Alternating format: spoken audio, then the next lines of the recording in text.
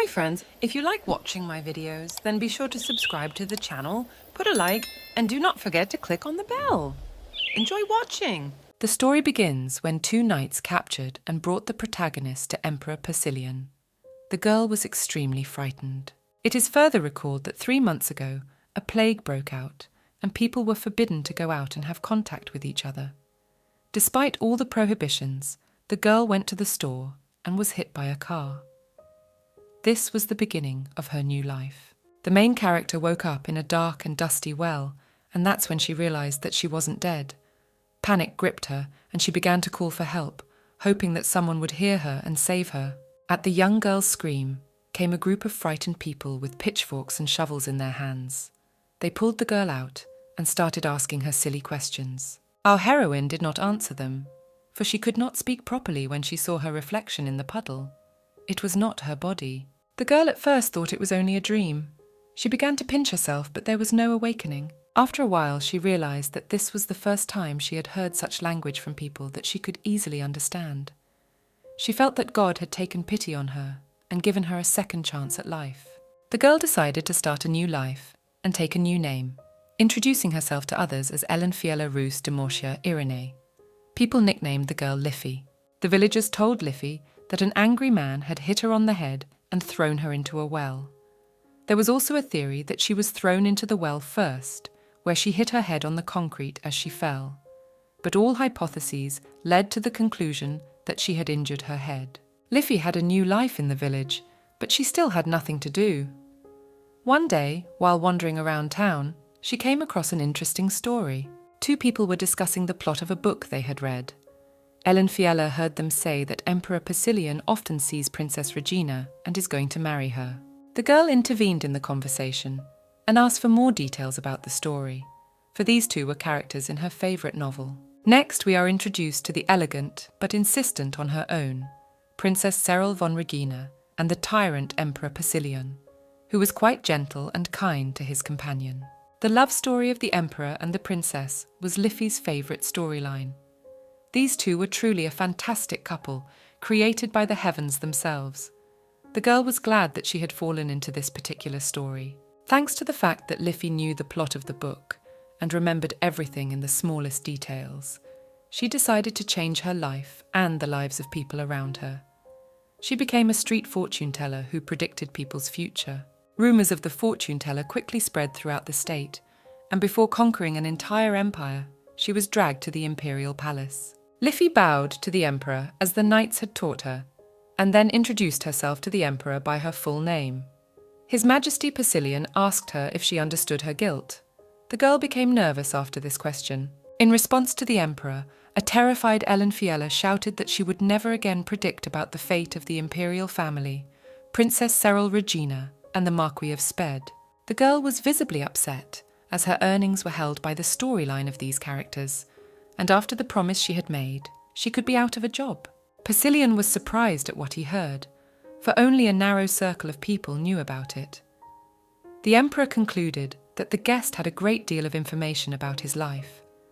Liffy agreed that she knew quite a few things about Persilian's life. All this time, Liffy had been talking to the ruler through the curtain through which she could see the silhouette of a tall man, and she had no way of knowing where she was hearing a child's voice coming from. When the curtain moved, Liff expected to see her favourite character from the novel, but she saw another Persilian de Eckerhart, looking like a 4-year-old child. She didn't understand why he was so small, for she remembered him from the novel as big and handsome. His Majesty asked the fortune teller Liffy when he would be able to return to his former state, and the question threw her into a stupor. Ellen Fiella recalled in horror that in one part of the novel, the young emperor had disappeared. She had thought it was because Persilian was not the protagonist and was simply an unimportant character. But only now did she realize that his curse and his disappearance were connected. Not waiting for an answer to his questions, little Emperor Persilian ordered his knights to kill the useless fortune teller. One of them drew his and his sword, and a feeling of fear reached the girl. Terrified of death, the young lady shouted that she could help Pensilon get rid of the curse, but it would have to take enough time. The young emperor gave her 5 seconds to think and began to curl her fingers. At the last seconds, the girl expressed that she and the emperor needed to be together and then she could solve his problem. The ruler could not immediately trust the fortune teller and decided to double-check her words, asking her to prove their truthfulness. Fiella noted that Persilian had a great number of people who did not like him. The knight confirmed the fortune teller's words and reminded the emperor that aristocrats had been behaving rather strangely lately. Persilian thought for a moment. Liffey also confidently told His Majesty the details of his secret meeting with Princess Regina that she had once read about in a novel. From the emperor's reaction, she realized that she had hit the mark. Fiella Roos added that she knew of the gifts given to Cyril, of the conversations that had taken place between them, but she had never told the people about it, as she did not want to talk about His Majesty's private life in public. These facts about that very meeting were known only to the one accompanying knight. After hearing the most intimate facts of her personal life, a surprised Persilian interrupted the fortune teller and realized that she could be trusted. He added that she should resolve the curse as soon as possible. Otherwise, a bleak future awaited her. A bond of trust had been established between the emperor and Fiella. Liffey had peace of mind that her life was no longer in danger. In the palace, Liffey was assigned an adjoining room from the emperor, where Knight Millard informed her that she was the second person to know of His Majesty's condition. She is now the emperor's closest person. Knight Millard explained the situation at the palace in detail. He said that Persilian had been in such a terrible state for 10 days now. Doctors and priests had come to his aid, but none of them had been able to help him. All those who came to the emperor were given a medicine that erased their memory for a couple of hours, and local wizards were forbidden to enter the imperial palace at all. The ban on entry wasn't because the memory loss cure didn't work on wizards, but the situation was actually more confusing. Before the curse, Persilian was the best wizard in the empire, and he could not trust his health to other worse wizards. The emperor and courtiers have a hunch that the cousin of the previous ruler, Archduchess Dipka, and her wizards, whose entrance is forbidden, are involved in the whole situation. Millard told Liffey that Lady Dipka is in charge of the magic tower, which is why the emperor couldn't turn to the local wizards. He also added that after the curse, His Majesty could no longer use his magical powers. It is further revealed that the young emperor discovered his abilities at the age of 9. Liffey concludes that it is necessary to wait 5 years for the 4-year-old emperor to regain his abilities. Fiella convinces Millard that they won't have to wait that long, as she showed up at the palace to help with the tragedy as soon as possible. Millard doesn't trust the fortune teller, but in spite of that, he decided to share his guesses about the curse with her. He informed his interlocutor that all suspicions fall on the Archduchess's tower, since neither she nor the wizards have been seen lately.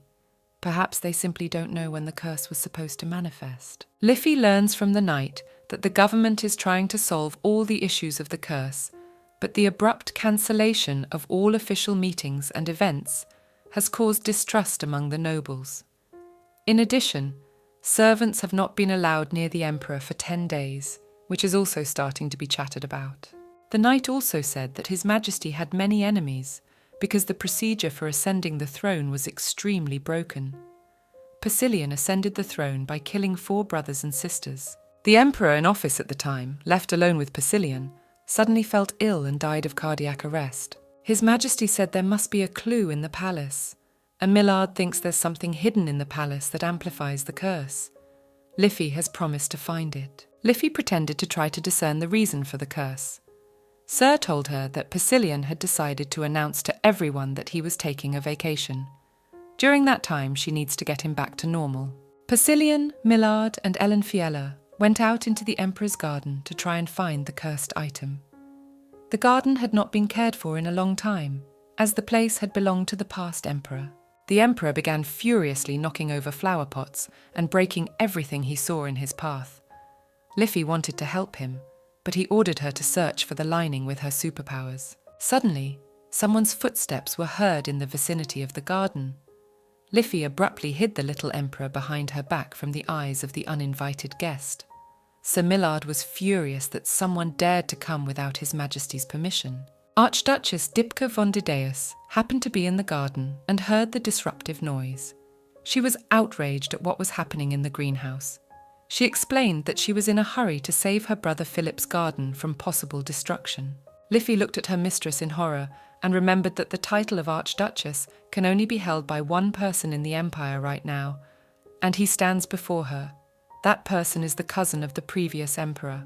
The Duchess's entourage offered to voice their displeasure to the emperor, but she refused, citing rumors of the difficult state of affairs in the palace. Mrs. Dipka believes that young Persilion is very busy with the affairs of the empire, and he should not add more trouble. The Archduchess approached Liffey with questions about what was going on. Liffey gave no explanation, but only tried to put the cursed emperor behind her back. The lady realized that the destruction of the imperial greenhouse was the work of the child hiding behind the stranger's back, and asked him to answer for his actions. The Archduchess asked the girl to let her speak to the child, but she would not allow her to do so. Ellen Fiella stood up for the emperor and took the blame. Suddenly, a courtier's voice interrupted her, informing her that Liffey was a famous street fortune-teller. Mrs. Dipka was in a state of confusion, for she did not understand the purpose of the fortune-teller's presence in the emperor's palace. She asked Liffey to show the child hiding behind her back. After a long hesitation, the girl showed Persilion. The lady did not recognize him as the ruler. However, her attendant recognized the child's imperial features. Persilion hugged the fortune-teller and said that he was very scared. Liffey decided to take charge of the situation and told the audience that this was Peri, His Majesty's illegitimate son, and she was here to replace his dead mother. The Archduchess and her assistant concluded that for 10 days now the emperor had been busy taking care of his son, so he had stopped attending any events or making contact. The Duchess bowed to the prince, and before leaving she promised him to come back next time and told him to grow strong, for he couldn't survive in this place if he was weak. It seems that she had nothing to do with the emperor's curse. Liffey was pleased that she had saved the emperor. However, Persilion, sitting in the foreteller's arms, told her that he saw a scene of someone slitting her neck. A terrifying image of the coming threat arose in Liffey's mind.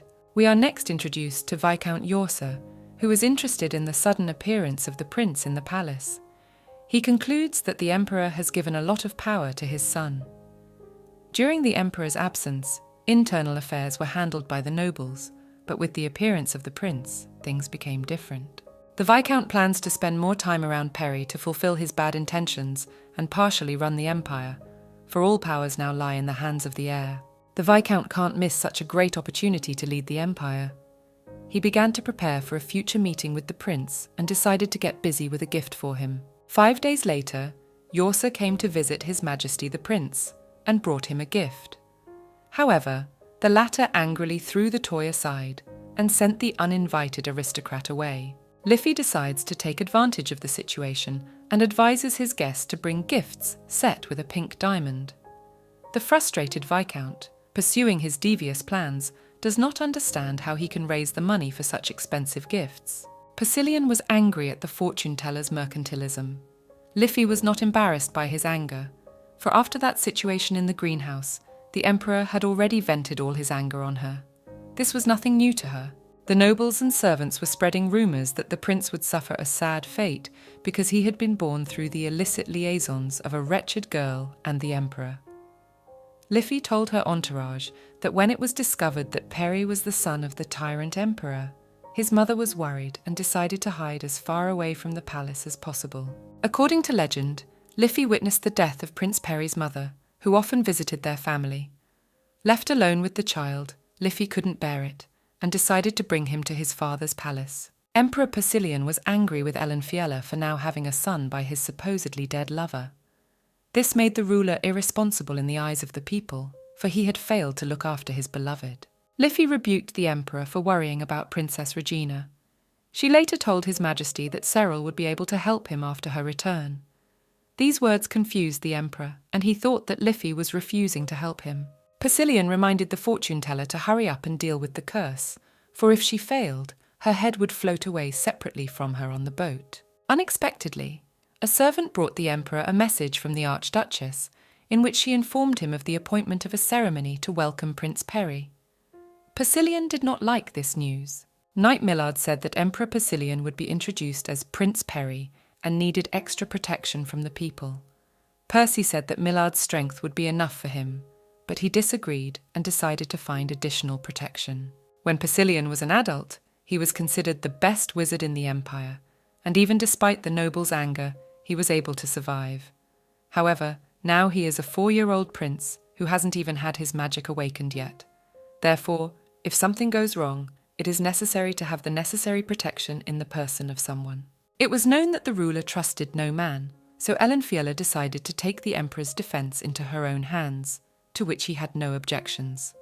Even so, Persilian asked Millard to find him an escort. In the case of the emperor's absence, all the documents of the empire assigned all powers to the prince. Both the nobles and the people of the empire disagreed with this, as everyone knew that Prince Peri had grown up outside of the imperial palace. Before taking a position completely contrary to the emperor's document, it was decided that at the nobles' council, everyone would unite. Archduchess Dipka decided to organize a whole celebration in the capital to welcome the prince as a true and faithful servant of the empire. It was clear that all the nobles would agree to a solemn ceremony from Archduchess Dipka. However, the intent of the ceremony was obvious to everyone. Instead of sincerely welcoming the prince, everyone just wanted to take possession of the prince and scoop up all the affairs of state. During the preparations for the feast, the palace was in chaos. All the servants were fussing over the little prince and trying to find an outfit to suit his tastes. Persilian didn't want to look cute, but Liffey had convinced him that cuteness was his strongest weapon. The girl explained to the emperor that in this difficult time all the aristocrats want to get hold of the prince because they plan to lead the empire. However, Persilian's cuteness would be able to protect him from the hungry hyenas attacking him. The emperor gets angry and chases the assistant away. A couple days later, the long-awaited welcoming ceremony was officially opened. Among the nobles, it was attended by those who were loyal to the empire and the imperial family, and those who wanted to get rid of the imperial power. At the feast, Liffey had suggested to the ruler to make a good relationship with some of the nobles, but he was strongly against it, as nobles don't inspire his trust, nor do other people. Persilian had a deep-seated distrust of humans. That was why the only person close to him was Princess Regina. He used to be able to live thanks to his magical abilities, but now it would be good for him to find a helper. Persilian and Liffey's conversation was interrupted by one of the aristocrats. He said that they had prepared a small gift for him in honor of his welcome to the palace. Persilian gave a disgruntled look and refused the gift. Persilian was unhappy because of the nobles' overprotective behavior. He grudgingly asked them to take care of him while his father wasn't around. The prince was greeted by the Archduchess Dipka, who was extremely friendly to His Highness. She promised protection and help in case of any problems, for they are one family. Normally, a prince doesn't need nobles to help him. However, since it is a 4-year-old child, everyone decided that the Archduchess should fulfill the role of assistant. The prince refused help and wittily remarked to the grandmother Archduchess that she was unreliable in his eyes. He could take care of things himself without any help from anyone. Mrs. Dipka changed her face and left. At this time, the emperor notices that Sir Millard is throwing out of the palace one of the knights who injured his leg falling down the stairs. It was a knight who had previously been chosen to be the emperor's escort. Persilian decided to delve into the situation. The knight asked the prince if he would allow him to protect His Excellency's life. However, the little emperor noticed that the knight had changed his sword and was wary, but still allowed it. Next, Viscount Gulmovera arrived at Prince Peri's house and empathized with the young boy's difficult life. He reminded him that he had lost his mother early and was left abandoned by his father. The Viscount suggested to Persilian that he should call him Papa. Liffey and Persilian were surprised at such a suggestion and wanted to send the nobleman away. The Viscount insisted that he could be a strong support for him. Persilian was angry and asked for a sword and wanted to execute the man in public. All the nobles whispered that the apple had not fallen far from the tree, that the prince had followed in the footsteps of his tyrant father. In honor of the holiday, Liffey suggested that His Highness avoid bloodshed on such a day and forgive the Viscount. Persilian listened to her and devised a milder punishment for the Sir. Gulmover was to walk around all evening barking after every sentence he uttered, so that everyone present would know that he was talking nonsense. The tired emperor decided to go out for some fresh air on the balcony. Liffey wanted to leave Persilian alone, but he jealously forbade it. saying that without supervision, the aristocrats would rush in and she would spill her secrets to them. The ruler looked tired on the balcony, and Ellen Fiella suggested he go to his bedroom. Persilian was not happy that she was treating him like a child, but he agreed to her suggestion. As Lif and Persilian were leaving the balcony, they noticed the guard knight's sword glowing.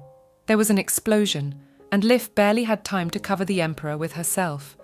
The escort knight died on the spot. The soothsayer received a burn on her back. This frightened Persilian very much, and he carefully treated her wound. He was angry that the girl had not had time to dodge. Thanks to Officer Millard, it was learned that the cause of the explosion was a rock embedded in the hilt of the escort knight's sword. It was an attempted assassination of the Prince Emperor.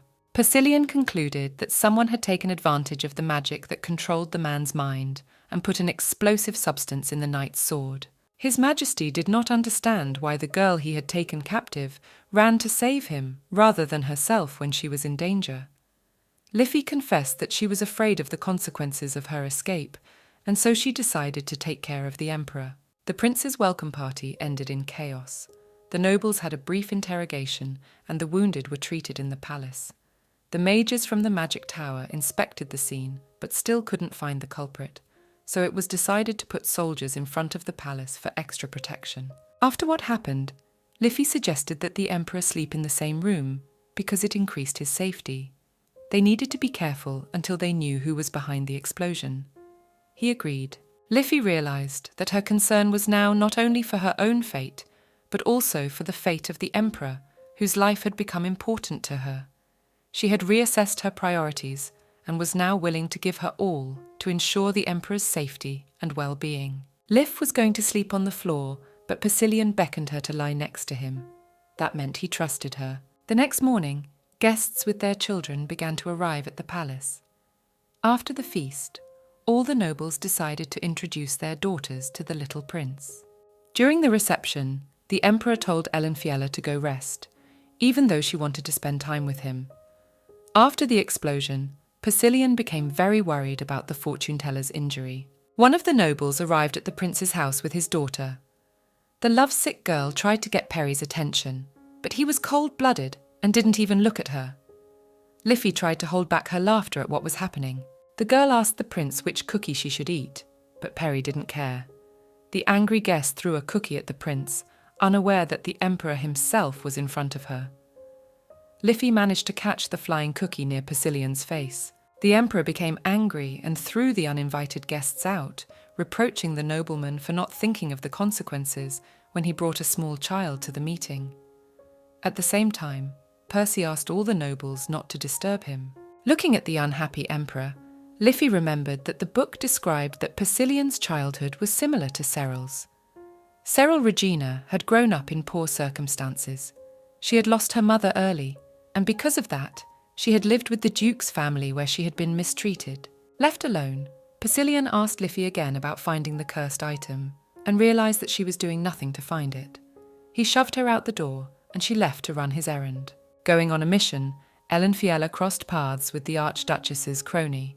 He asked her to give His Highness important documents containing information about aristocratic knights who were candidates for escort. The Count told Liffey in confidence that the Archduchess had ordered him to give him this envelope, as she was very much worried about the life and health of the blood baby. At the end of the conversation, the Count gave the fortune teller a sapphire bracelet as a token of his gratitude for taking care of the prince. The girl concluded that the Duchess might have sent her men as guards for the prince on purpose, and was wary of these documents.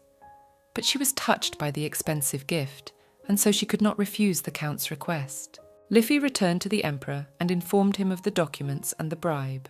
He was displeased and ordered her to bring the gift back. Persilian read the documents and realized that all these people on the list were supporters of the Archduchess. He told Millard not to take them for guard duty, as this situation was highly suspicious. After the bribe situation, Ellen Fiella wanted to escape from the palace, but realized it was impossible. The tyrant emperor would always be able to find her and kill her. So she came up with another plan. She decided to change the stern Persilian. She went to the kitchen to prepare various sweets for the emperor. While cooking, Liffey learned from the imperial servants that the atmosphere in the palace had not been good recently.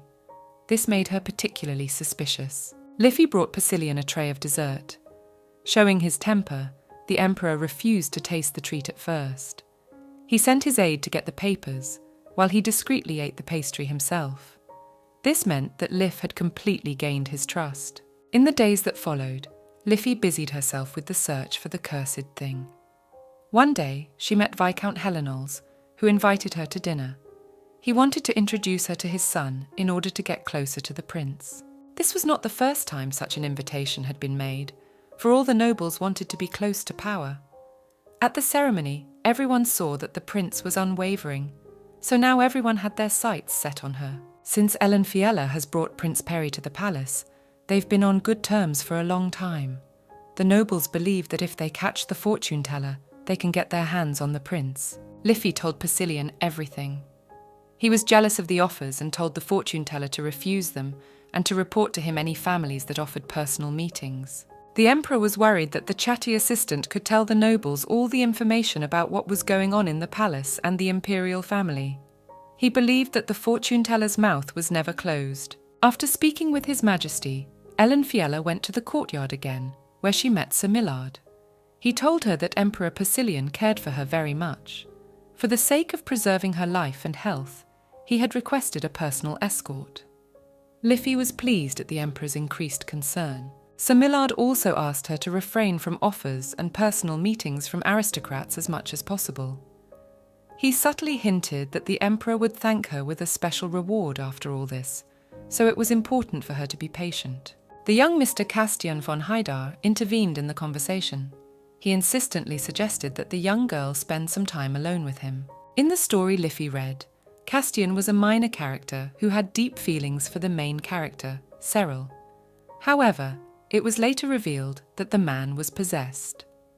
Despite this, Ellen Fiella interacted with him in love, showering him with compliments. In the conversation, it is learned that the members of the Haidar family are very loyal to the imperial family, and she is very worried about the peace in the palace after the unpleasant incident. It is known that Castian's family has always secretly helped the emperor. Castian asked Liffey to address any requests to him in case of any problems. He also said that as a child, he had been in the tower with His Majesty. They had been trained in magic together. The emperor had always ignored any attempts to form friendships with any of the students. At the end of the conversation, Mr. Castian conjured up a precious flower and handed it to the lovely lady. Liffey didn't understand why he was paying attention to her, because in the story of the novel, he was in love with Cyril. Millard rebuked the fortune teller for this meeting with Castianoi and for the newly received bribe. He also said that the Haidar family was not in close relations with the Archduchess. They were rather neutral, so there was nothing to worry about. Liffey returns to the palace and tells the emperor about the meeting. Persilian doesn't understand Castian's motives and goals, but he's sure it would be a good idea to start allying with him. Persilian told the aide that the Haidar family has friendly relations with the Archduchess. However, they are not very close. It's just that they help the imperial family together. When Persilian ascended to the throne, the Haidar family didn't mind much. Besides, they didn't take part in the noble council. This family is neutral. Before going to bed, Persilian remembered Castian again and began to ask his assistant about him. It was obvious that the emperor was jealous of Liffey, but he hid it. Liffey confessed that she actually sympathized with His Majesty. Persilian didn't understand why she was in love with him, for there was never any kindness on his part. But Liffey still found him very sweet and attractive. She explained her feelings by saying that she had once seen a prophecy that told her to love His Majesty. Persilian ignored her words, but it was obvious that they did not embarrass him. He pretended to fall asleep. About 10 days had passed since the welcoming ceremony. When Prince Perry became the official owner of the imperial palace, a guard was organized to protect the imperial family. Ellen Fiella continued her search for the enchanted item. All her attempts came to nothing. She realized that if Persilian found out about her lack of magic, he would kill her, so she had to find some kind of clue. The most suspicious person is the Archduchess Dipka, as she has always aspired to take the throne. The curse on the emperor could have been cast by someone with magical powers, so it is likely that the wizards in the tower who are supporters of Mrs. Dipka are involved. Another afternoon, young Liffey went to a tea party given by the Countess of Rowsley. The guests were upset that Miss had come without His Highness the Prince, for this could have been another attempt to introduce their daughters to Prince Perry and get closer to the throne. During the ceremony, Liffey tried to find out more information about Castian. The attendees told her that the young man was from a family of hereditary wizards. He had studied at the tower for a while, but then lost interest and went to be homeschooled. It is also learned that at the time of Persilian and Castian's studies, the Archduchess was the elder of the Magic Tower, due to the fact that she had long supported the tower in many ways. Liffey didn't understand why Dipka hadn't done anything to the Emperor when he was still a prince, for she knew very well that Percy would become a great wizard in the history of the Empire and would be hard to throw off the throne. The tea party guests inquired about His Majesty's departure, to which Ellen Fiella replied that Emperor Persilian was in the palace and needed some time before returning to power. One of the ladies sympathized with the Emperor and said that not a very pleasant situation had happened in the palace shortly before his disappearance. The maidservants and other nobles had also talked about it earlier. Liffey couldn't understand what had happened to the Emperor shortly before her appearance in the palace. Then we learned that recently, rumours have been circulating from the capital about a drought. It had not rained for several days, and everyone at the tea party was worried about it. From the moment Persilian ascended the throne, the Empire began to receive heavy rains. But then the drought became a serious problem for the Empire, and the Emperor had to use strong magical effects over the Empire's main well. But in the end, the drought was not eliminated. Ellen Fiella realised that Cyril's departure was due to the well drying up. After all, she had her own mission in the neighbouring kingdom. She went to make arrangements to bring water to the Empire. Liffey thought about the fact that the drought might end if Persilian returned to its former state. Perhaps the Emperor himself was to blame for this drought. After the tea party, Liffey goes to the best bakery to buy sweets for Persilian. She spends all the money she has saved up and doesn't regret it one bit. On her way out, she meets Archduchess Dipka, who was there for a reason. Liffey tried to leave for the palace, but the Duchess wouldn't let her. The lady told the fortune teller that she had gathered some very valuable information on her. She learned that Ellen Fiella had appeared in the village from a well, and that she could not really remember the prince's mother. In the Archduchess's mind, the time frame of the fortune teller's appearance and the death of the Emperor's beloved did not add up. Liffey confusedly tried to justify herself, but the mistress, trying to find out the truth, began to press her harder and harder. The girl couldn't stand it and said that she had to go to the prince. Unexpectedly, Prince Perry appeared in the bakery. He was angry at what was happening. He asked his grandmother about the purpose of her visit, but the grandmother, frightened by his anger, said that the meeting and the conversation were accidental. A tearful Liffey pressed Persilian about everything, and he told the Archduchess to get permission from him in advance for such meetings, since Liffey is his man. Perry also emphasized to his grandmother that such behavior would show others that she did not accept him. After the Duchess left, Liffey thanked the Emperor for showing up on time. She told him about what she and Madame had talked about. On the way home, the girl told the Emperor that the Archduchess now believed that the prince could not be without an assistant. Persilian became angry at Liffey's bad language and grabbed her by the hair. Ellen Fiella reassured the Emperor by saying that she had not wished to meet Dipka. She had merely gone to the bakery to buy a dessert for His Majesty. Persilian was at first touched by these words, and then showed his sternness again. Liffey and the Emperor returned to the palace. Percy was openly showing his resentment toward the fortune teller. It even seemed quite nice. On the way to the palace, the Miss pestered His Majesty with questions. She wanted to know why he had come to the bakery, for he had never been to such places before. Persilian, concealing his jealousy of his assistant, explained his arrival by the fact that she had not returned at the appointed time, and he had lost her. It becomes clear that the Emperor has special feelings for Liffey. The next day, Persilian and Liffey received an invitation from Duke Haidar. A festive ceremony was planned in honour of Castian's birthday. Persilian didn't refuse the invitation and sent a letter agreeing to attend the banquet. This could be a great chance to strengthen his relationship with the Haidar family. The Emperor took care of his assistant and prepared a dress for her that matched his suit perfectly. Liffey was delighted with her outfit because she and Persilian looked like one. At the mansion, Castian met the guests. He was very happy to meet His Highness and Miss Liffey. The celebration was held in the courtyard of the capital's mansion, and no one present understood the reason for it. When all the guests had gathered, Castian made a speech in which he drew attention to what was happening in the empire. He said that the capital's well had gone dry a few days ago, and that the Haida family, eternally loyal to the emperor, had found a way out of it. The Duke made a snap of his fingers, and it rained near him. All the people present, especially the businessmen, had a bright hope in their eyes, for now they could forget about the drought. Castian turned to the prince and said that at the request of the imperial family, he could make it rain whenever he wanted. Perry thanked the Duke and thought about the offer. There was hope in everyone's eyes, for among these people were entrepreneurs for whom Castian's magic was a miracle or even salvation. The Duke made a snap of his fingers, and the rain in the courtyard stopped abruptly. Everyone present shouted that it was a great honor for them to meet such a phenomenon of Castian. Endetio von Haidar, Castian's father, appeared in the courtyard. It was known that he had not been out of the mansion for a long time due to illness. Persilian had only seen him once at his coronation. After a short conversation with Prince Perry, the Duke invited the guests inside. Castian decided to obey his father and invited them inside. After the rain, everyone entered the lavishly decorated hall, where separate seats were prepared for the imperial family. The little emperor had to sit next to the children. Persilian asked his assistant to pick him up in exactly 1 hour, as he would not be able to stay with the children for long. Liffey promised to fulfill his request. Liffey entertained herself separately from His Majesty.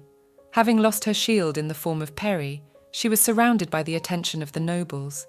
Everyone tried to ask her about her predictions. False fortune teller Liffey, in order to avoid socializing with annoying people, faked fainting. She said it was very hard for her to be around people with strong energy. During these 3 months, Liffey managed to develop an excellent acting game. Suddenly, Castian approached Ellen Fiella. He inquired about her condition and offered to drink alcoholic beverages. However, the miss refused, for even though she was having fun, she continued to serve His Highness. Instead, the Duke asked the guest to dance. She tried to refuse, but before she knew it, she was already dancing with the young man. She calmed down, concluding that the dance would help her gain the Haidar family as allies. As she danced, Liffey noticed a strange look in the Emperor's eyes as he stood on the balcony. Persilian was looking at her with a perplexed expression. Liff didn't understand why he reacted that way. The young lady became uncomfortable dancing with the Duke and went to the balcony to breathe fresh air.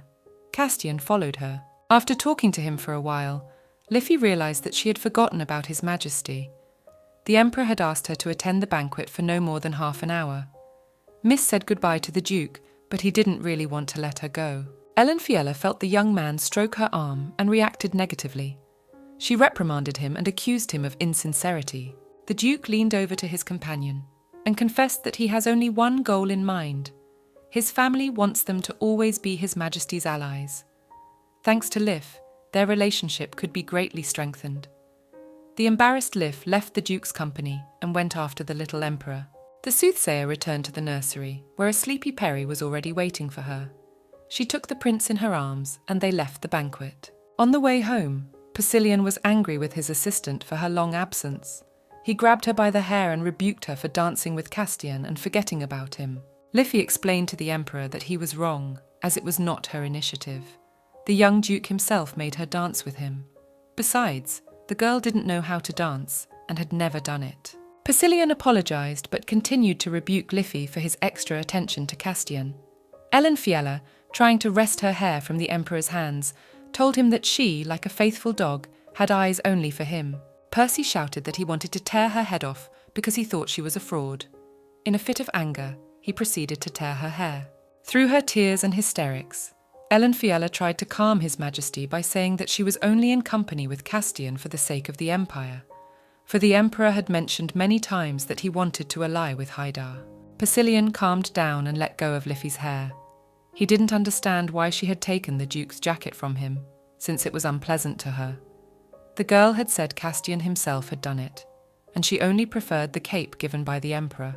3 days after the banquet, rumours of Castian Haidar's great power spread throughout the Empire. Everyone was shocked by the news that he could save the Empire and solve the problem of drought and lack of rain. This displeased the ruler greatly. Fiella suggested that the emperor ask the Castian family for help, for there had been no rain for 4 months, and the people were worried about it. But Priscillian could not allow gratuitous help, for he did not understand the intentions of the family. The emperor wants Prince Peri to be the one to help the people, not a minor character in the empire. Besides, he says that the rain caused by Castian won't save the people from drought. His power and manner is only enough for half an hour. If it was really a salvation, the emperor would have done the same thing long ago. The emperor asked Liffey to refrain from walking outside the palace, while the issue of cooperation with Haydar was being resolved. The Archduchess arrived at the palace and strongly recommended that the prince and Liffey take a ride through the empire to reassure the people about the drought. She thought it was important for the prince to see the condition of the well in person. If the prince showed the residents his interest, it would be much easier for them. Mrs. Dipka also told Peri that he could always ask the Haydar family for help, hinting at his helplessness in the matter. Liffey watched this dialogue from the sidelines and concluded that the Archduchess was simply mocking Priscillian. A few days later, Prince Peri, along with his aides Millard and Liffey, travelled to the outskirts of the capital. It was said that the imperial family had divine blood, so there was a chance that the prince's arrival would help people believe in a miracle. When they arrived, the little emperor saw dried-up wells. Liffey went over to look at one of them, but Priscillian shouted at her to stop.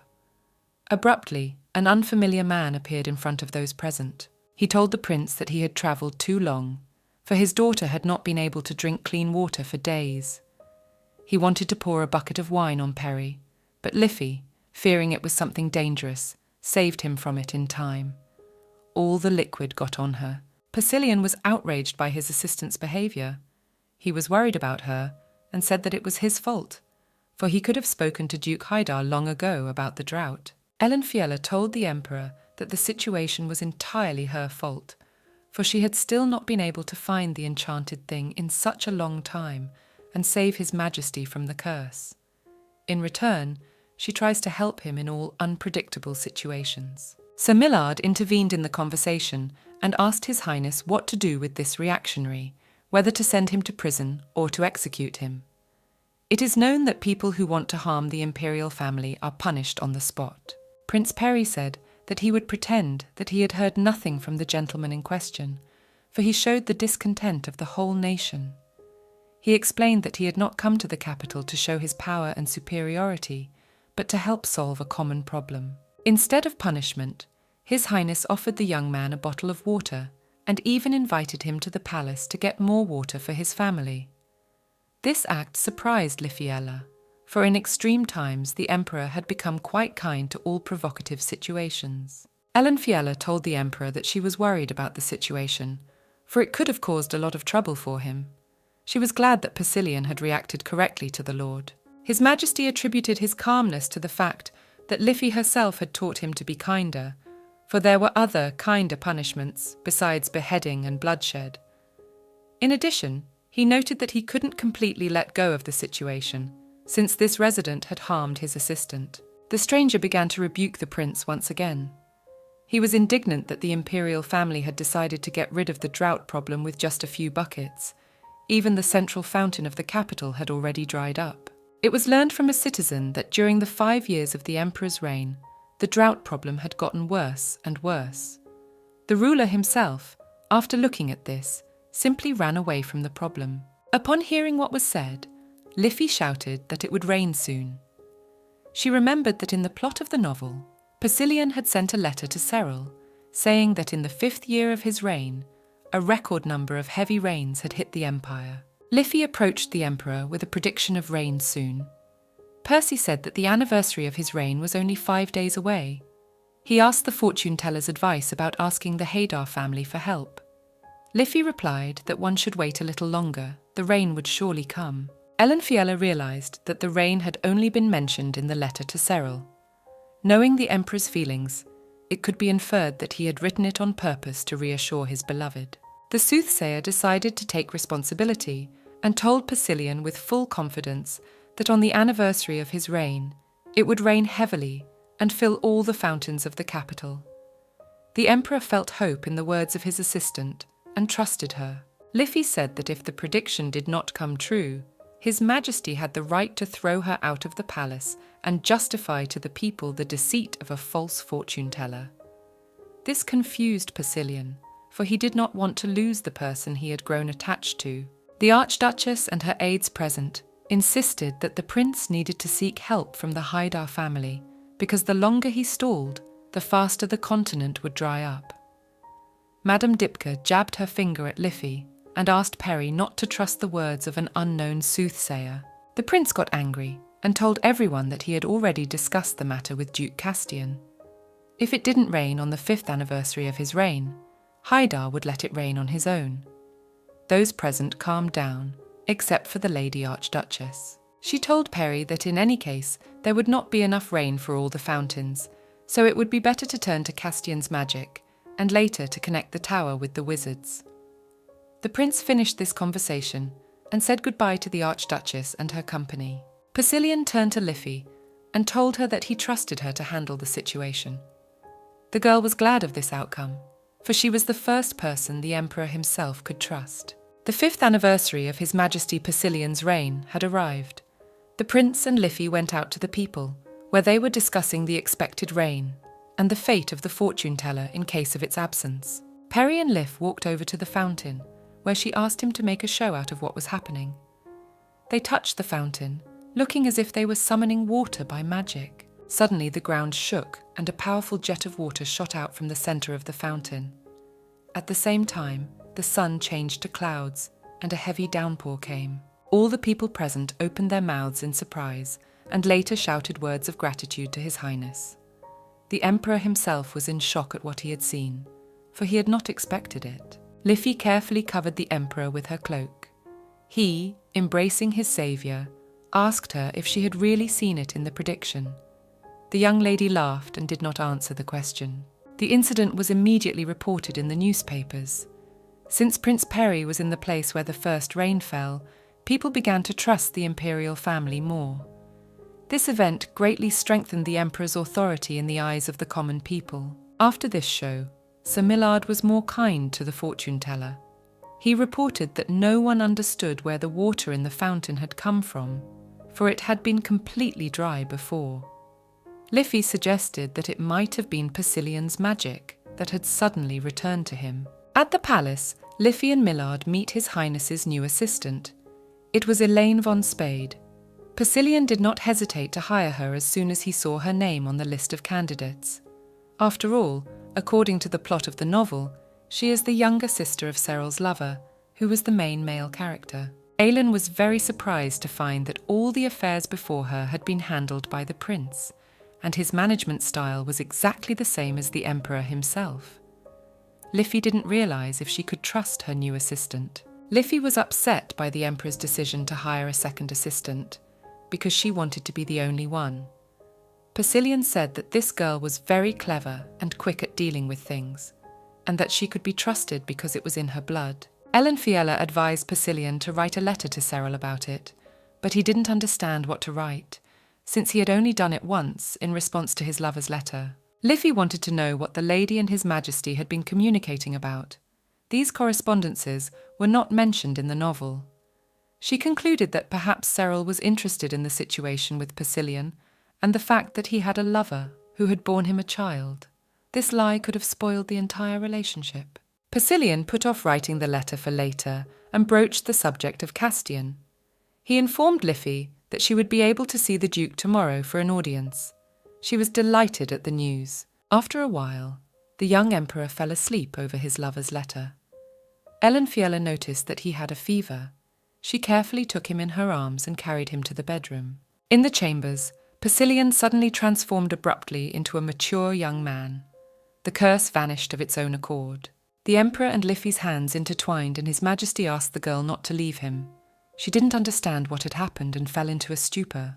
When Sir Millard entered the room, the curse returned to the emperor. Liffey wondered if she had imagined it, for she wanted Persilian to be big again. Mistress Dipka arrived at the prince's house, but she was met by Liffey, for it had been decided that Persilian needed rest for a few days. The Duchess spoke to the girl with arrogance and tried to show worry for Perry. Mistress brought the report from the morning meeting where that rainy day was discussed. She looked negatively into Liffey's eyes and said through gritted teeth that the fortune-teller had managed to guess the day on which it would rain. The Archduchess wanted to know what of Liffey's words was true and what was false. The girl didn't like the guest's attitude and shouted back at her that her visit was just another attempt to threaten her and threw all the reports after her. The mistress pretends to be concerned about the prince, but in fact she came to threaten Liff. Angry Elenfiela notices the handsome Castian near her. He invites Miss to take a walk, and she can't refuse him. During the walk, the Duke told his companion how he felt about the rain. He was pleasantly surprised that His Highness had asked for his help, but he was also upset that he was not useful for this mission. Elenfiela expressed concern for Castian, which did not leave him indifferent.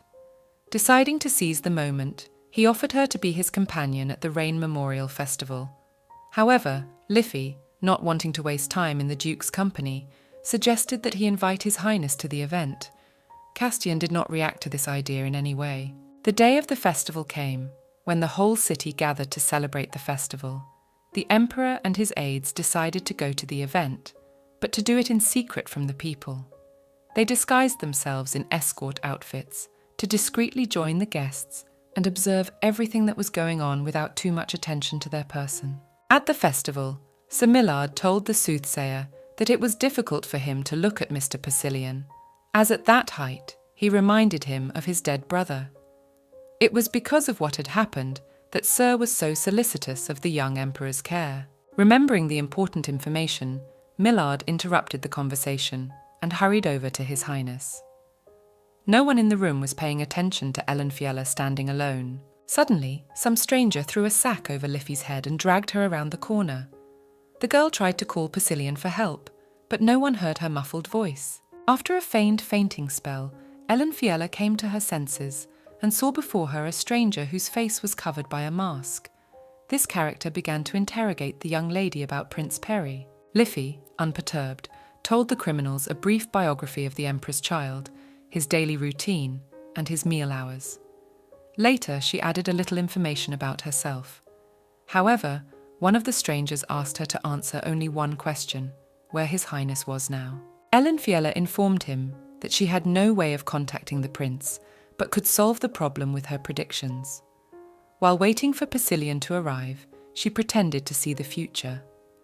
After a while, the villains realized that she was deceiving them and wanted to kill her. As the sword flew over Liffey, she saw some force throw the criminals back against the wall. As the sword flew over Liffey, she saw a force throw the criminals against the wall, and the fortune-teller was helped by Duke Castian and Sir Millard, who quickly dispatched the kidnappers. Persilian appeared in the evil place as well. He looked around worriedly at Liffey to make sure she wasn't hurt. Liffey took his hands and tried to calm him down, but the young emperor was quite frightened by what had happened. When everything was over, the assistant told His Majesty in detail about that conversation with the criminals. To Liffey's surprise, the emperor almost shed tears and concluded that because of him, the young lady was constantly in danger and found herself in terrible situations. Elenfiela hugged Persilian and said that she is not afraid at times like this. She always knows that His Majesty will find her and save her, so that no information can leak out of her mouth. The distraught emperor hugged the aide back with special warmth. After the 4-day festival, the investigation of the kidnapping revealed that the nobles were involved. However, when the soldiers showed up at their mansion, all family members were unconscious, and when they came to their senses, they shouted that they were wrong. After that, they were sent to prison. After a while, the emperor and his entourage went to the temple to perform the rite of baptism. After the magic rain, people began to say that the prince had divine powers. So soon he received a letter asking him to come for the baptism. During the preparations for the trip, Persilian was not himself. In conversation with Millard, Liffey found out that the emperor was baptized at the age of 19, and that was considered very late. His Majesty disliked the temple and everything associated with it. At the temple, Persilian went to the prayer room, where no one was allowed to enter except Millard.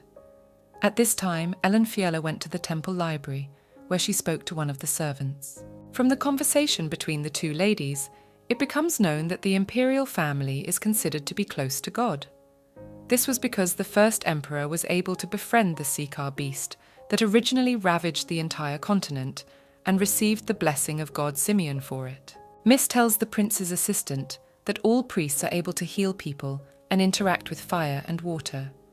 Also from the temple attendant, it becomes known that Emperor Persilien's mother was a priest, but she was expelled from the temple because she angered the church with her meeting with the emperor. After the rite of baptism, the prince and Ellenfiela were invited to write a letter to God with their most cherished wishes.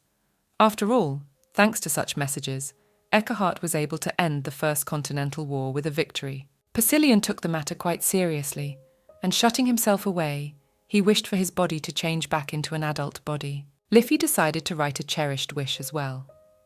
On the paper, she indicated that she wanted all the wishes of the person closest to her to be granted. Persilien peeked at her letter and was embarrassed by what he saw. The company then set off on a tour of the temple. At some stage, the priestess told the prince that he could take only one person with him for the onward journey. Without hesitation, he decided that the fortune-teller Liffey should go with him. It turned out that the emperor and his assistant had gone to the reservoir of truth, which could answer any question related to the true face of man. Ellenfiela realized that now Persilien would want to test her prophetic abilities, and became very worried, for she had thought that the relationship between them was as good as possible. Asked to be left alone, Liffey and the emperor wanted to check out the legend of this body of water. Percy looked into the water, and his assistant saw the reflection of an adult Persilien. He was just as beautiful as he had been that day of reincarnation. The emperor didn't believe it, but Liv said he didn't see it because of his lack of faith in God. She also confessed that she was very fond of Persilien in both guises, but stronger in the body of a child. This embarrassed him, and he told her to shut her mouth. His Majesty decided to ask the water body a worrying question, but he never got an answer. Angry at the fountain, he made his assistant do it for him. Liffey asked the water if she could become a great fortune-teller, and about whether she could become rich in the future. The girl didn't wait for answers to her silly questions, and decided that Simeon was just busy right now. Persilien realized that the body of water was not working, and the young people began to leave. At last, Ellenfiela asked the water in a whisper if she could help the baby. After a while, the sound of a drop falling was heard, but the emperor did not hear it. The news that Prince Perry had gone to the temple to be baptized spread very quickly. The prince was respected for not being as rude as his father and for making it rain. After a trip to the temple, the palace was plagued by rumors of ghosts in the place where the emperor killed his siblings. When he ascended the throne, the place was abandoned, but recently people have been hearing the screams of the dead and seeing the ghosts themselves. Liffey didn't believe in these made-up stories, but the emperor had decided to undermine the palace where ghosts appeared. Ellenfiela suggested that the Lord think about the idea again and suggested that he go to that place to look around. Persilien made a sly face and suggested that his assistant blow up that palace. Liffey thought that the emperor had just found a good excuse to get rid of the cursed place where the imperial family had been murdered. On the way to the place where the ghosts had been seen, Liffey felt uneasy and put her arm around Sir Millard. Persilien noticed this and with a jealous glance showed his displeasure and then quickened his pace. Near the abandoned palace, Persilien was seized by memories of his dead mother, and at that moment he felt the energy of death. Suddenly Sir Millard saw the silhouette of a man in the distance, and the emperor ordered an officer to catch him. The captured ghost was a fiery cloud that kept trying to get closer to Perry. At the same time, the emperor did not feel the burns from the hot ghost. He did not care. Sir Millard touched the fire and was badly burned. Ellenfiela offered to pour holy water on the creature, but it did not help, and the ghost moved away. While those present were wondering how to get rid of the ghost, it flew away. Persilien said that he flew towards the sacred tree Eckhart, which meant a bad omen for the emperor. After that, everyone returned to the palace. After Prince Perry visited the abandoned palace, the ghosts never appeared again. Now the people loved the little boy even more. To find out information about the fireball, Liffey went to the palace library, where she asked Eileen about the Eckhart tree. It turned out that the tree had been growing in the palace since the founding of the empire. The girl told Liffey that there is a legend that says that this tree was given by Simeon himself, because of which it is considered sacred. The tree bears a transparent fruit with a magic stone inside. The leaves of the tree are also considered sacred, for they cure many diseases. It is believed that the new emperor should give the leaves to the nobles, but this was not the case with Persilian. The nobles sided with the emperor anyway and asked for the leaves, but he kept them for himself. After the emperor's arrogant act, the nobles created a bad opinion of him by spreading all sorts of rumors. She was told about it by Cyril, who had been helping Persilian for a long time. It is further revealed from Liffey and Aelin's dialogue that Cyril and Castian were quite close. There was complete trust between them, where there was no room for jealousy, even towards the emperor. 4 days later, Persilian suddenly approached Liffey with an urgent errand to go to the magic tower. He explained that it must be done secretly to avoid attracting the attention of the Grand Duke. Their conversation was interrupted by Castian's unexpected visit. At that moment, Liffey's mind flashed with the idea of a perfect plan to get His Majesty to the magic tower. Liffey greeted Duke Castian with a smile, feigning joy at his visit. She took the opportunity to offer him a visit to a place she had long dreamed of. The Duke politely agreed to escort her to the mysterious tower. The young lady confessed to Castian that it was His Highness, not herself, who wanted to go to the tower. The Duke immediately changed his face and said that he did not want to be seen there again. He abruptly suggested changing the subject. Castian told her about the progress of the investigation into her kidnapping. He promised Liffey that the Haydar family would do everything possible to find them. At the end of the conversation, he kissed her hand. While she was talking to the Duke, Liffey saw that Persilian was watching her with a jealous eye, standing in the window of his room. She realized that she must get Castian to ask His Majesty to visit the tower. The young Duke, seeing the prince, promised his companion that he would try to fulfill Peri's dream, and the day after tomorrow they would go with him to the magic tower. However, Castian's face changed, indicating his unwillingness to go anywhere. The Duke thought over the words and decided that tomorrow he wouldn't mind taking Miss and the prince to the magic tower. Liffey was pleased and thanked Castian. A day later, Liffey and Percy were preparing for their visit to the tower. They put on stealthy clothes, and the girl noted for the better that their outfits were paired again. She suggested that the emperor always wear paired clothes, but he disagreed. Duke Castian arrived, and the young men went to the tower. As they crossed the gate, the Sir suddenly grabbed Liffey and held her to his chest. The girl did not understand what had happened, but the Duke explained that it was somewhat dangerous to pass the gate, as it could suck her into space. Persilian looked jealously at this situation and turned away angrily. Liffey had time to see this reaction and didn't realize what it meant. It was not the first time this had happened, especially it was often repeated when a lady was in the company of a duke. Ellen Fiella broke the uncomfortable pause with a cheerful exclamation.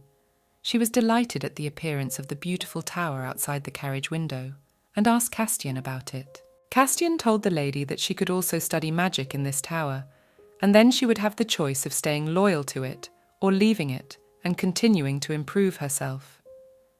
This news interested Liffey, but she wasn't willing to waste her life for a long apprenticeship. The young men entered the building, where they were greeted cheerfully by the wizards.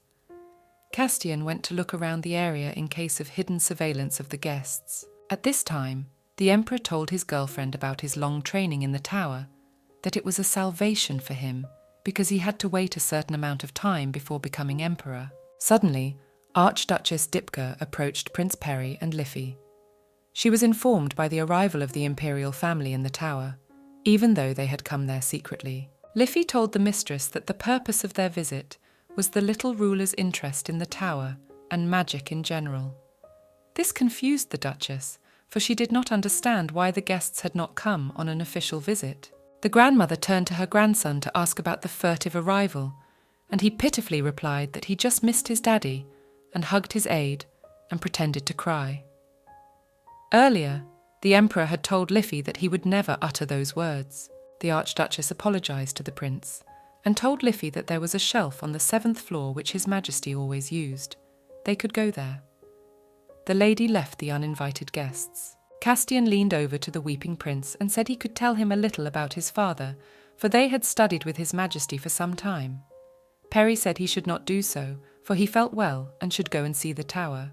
The prince and the young men went to the library as the Archduchess had advised them. Liffey decided to give the Emperor time to be alone there, and hinted this to Castian. Persilian was left alone. When Ellen Fiella and Castian left the library, the Duke told his companion that there were classes in the Wizarding Tower for advanced students, one of whom had once been His Majesty Persilian. There were few such students. Only Percy had managed to become a genius in this field. Also from her conversation with the Duke, Liffey learned that the Emperor's magical abilities were instantaneous. His magic burst out abruptly and was hard to control. At the same age, the young future Emperor had unexpectedly lost his mother. The lack of maternal warmth and proper upbringing made him evil. At one point, Liffey interrupts his conversation with Castian and notices strange plaques on the wall with the names of the tower's sponsors. On one of the plaques was the name of Marquis Setis. It was the same name the girl had seen in the Archduchess's documents listing recent sponsors. Sir Marquis was not from a family of magicians, yet he made several donations during the year. Liffey concludes that the tower's sponsorship has increased quite a bit since the prince appeared at the palace, and it all looks like a grand conspiracy and money laundering in favour of the Archduchess. Castian led Liff to the library for advanced classes, which contained forbidden books and many crystal balls, and which even students were not allowed to enter. Ellen Fiella, however, saw no barriers, and was particularly curious to enter without the Duke's permission. The young man, seeing the lady's keen interest in forbidden magic in her eyes, told her that there was a curse that made people follow the orders of others. These people become like puppets. Liffey was afraid that the Duke wanted to do this to her, but he calmed her down by telling her that he was interested in her and liked her. As Liff hurried to His Majesty, she stumbled and all the magic balls fell off the shelf. Castian managed to catch the lady in his arms. At this noise came Persilian himself, who as always was worried about his assistant, but seeing the embrace of young people, he was quite angry. Liffey thought about the Emperor being angry about the lack of a clue about his curse, and decided not to touch it unnecessarily.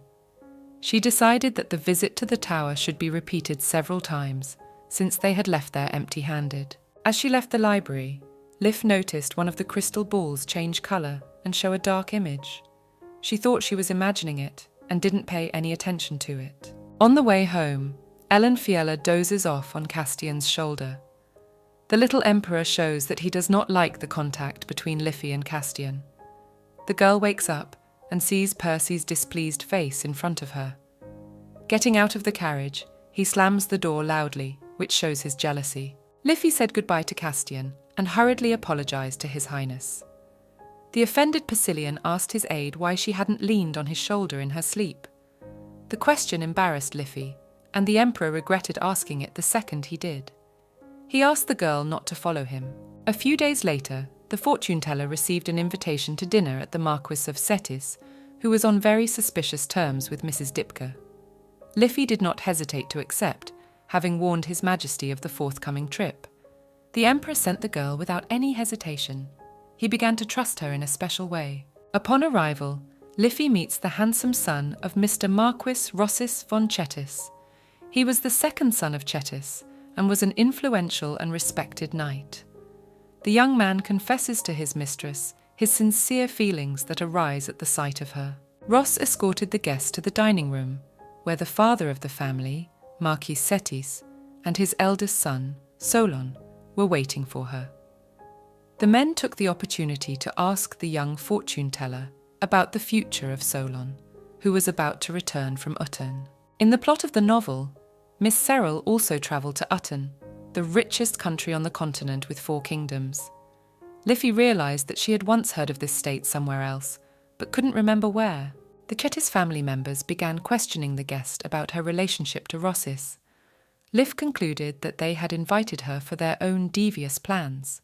They wanted to bring their son closer to her and thus get closer to the imperial family.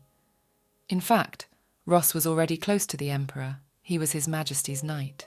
Over the conversation with Rossis, Ellen Fiella remembered that Utton was connected to the Archduchess's past. Mrs. Diepke had left the empire for this country after a new emperor came to the throne. The Archduchess was the eldest of a family of 6 children, all but the youngest of her siblings having been killed on the battlefield. After surviving this grief, she arrives at the palace, where she sees that her younger brother has been given the title of emperor. She does not hesitate to leave the empire and has been in Uttern for almost 15 years. Since the Marquis was the same age as the Duchess, Liffey decided to ask him why Diepke left the empire when her brother became the ruler. Upon hearing this question, Sir became nervous and did not give the answer she wanted. The man told about the difficult times during the Fourth Continental War. Because the war was too bloody, the Archduchess decided to leave the empire because it was difficult for her. The Marquis decided to change the subject and offered the girl to meet his youngest daughter. Schweine has been living in the temple for 10 years and leading a decent life in order to become an Adel, that is a soothsayer and the main guardian of the empire. There is a legend that the Adel appeared at the call of the gods. He is chosen from the temple every decade. When the empire is in danger, Sikar looks into the future through the eye of discernment and informs Ardal. Ardal then spreads this information to everyone else. Liffey was about to leave the Holy Family as soon as possible, but Schweine's parents asked the guest to pray with their daughter. The Chetties are sure that praying with the fortune teller will help Schweine to become an Ardal sooner. Liffey didn't want to deceive her masters with her abilities, but when she heard about the payment, she sharply agreed. She realized that it would be beneficial for the imperial family to have a family with an Adel in debt, because it could help at any time. After a couple hours of prayer, Liffey got ready to leave. Schweine told a little about herself and her daily routine. Liffey asked her if her parents supported her difficult journey, and Schweine said yes, looking sad. Before parting, Schweine hinted to her guest not to be so inquisitive and not to try to find out information unnecessary for her. Liff didn't understand what the girl was hinting at. The next day, Ross arrived at the fortune teller's house. She immediately decided to ask him about Schweine's oddities and ran out to the guest. When the jealous Emperor Persilian saw this, he went to the window and watched the conversation between the young people. After greeting Liffey, Rossis gave her an expensive piece of jewellery for her cloak. This act shows the serious intention of the Chettis family to get closer to the imperial family. Liff didn't want to marry this man, but for the sake of getting the right information, accepted the gift. After talking to the Lord, the young girl found out that Schweine tells everyone that she has wanted to be an Adel since birth. Perhaps her abilities had manifested as an infant, and that seemed strange to Liffey. Rossis also told his interlocutor about what had happened during the night. Several knights from his squad had seen a fiery apparition in the dark. When Liffey heard this, she hurried to end the conversation and tell Persilian about it. The soothsayer advised the emperor to go in search of the ghost once more, but Persilian dismissed the idea, deciding that he needed to sort things out first. He concluded that Liffey had visited the Marquis on this very matter. In conversation, His Majesty noticed that his assistant was wearing a new brooch and asked her about it. Liffey told her about Rossis's gift, which displeased the emperor very much. He suggested that she buy her own gifts, but she replied that these deeds should be sincere and from the heart, such as the gift of Cyril to His Majesty. On their last meeting, Cyril gave Persilian the cufflinks he cherishes as a farewell gift. The emperor said he would only wear them when all the mess in the palace was over. The emperor started to talk about Cyril, but Liffey made a displeased expression on his face, which he noticed at once, and stopped the subject.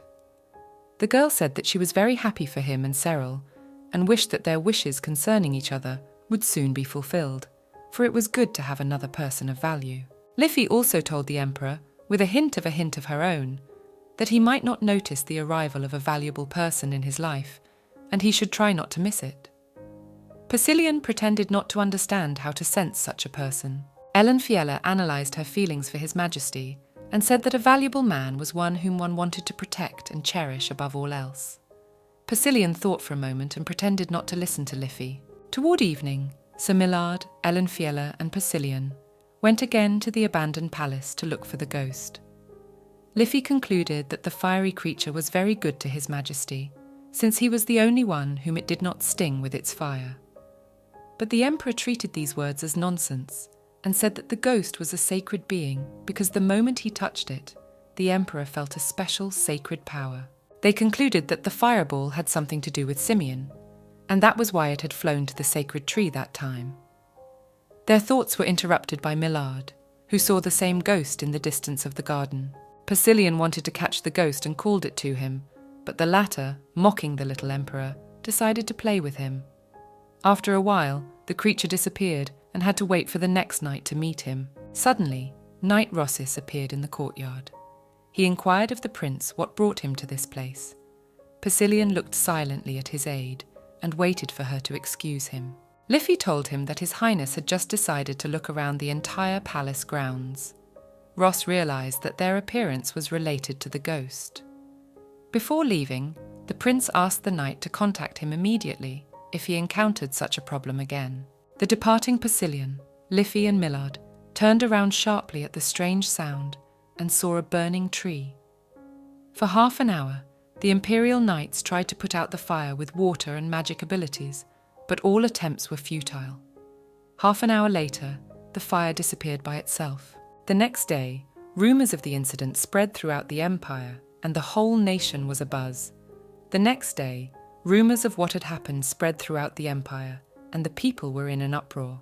The emperor dreaded the arrival of the priests, as they could study the tree for a long time and would become the guardians of His Highness Prince Perry for the duration.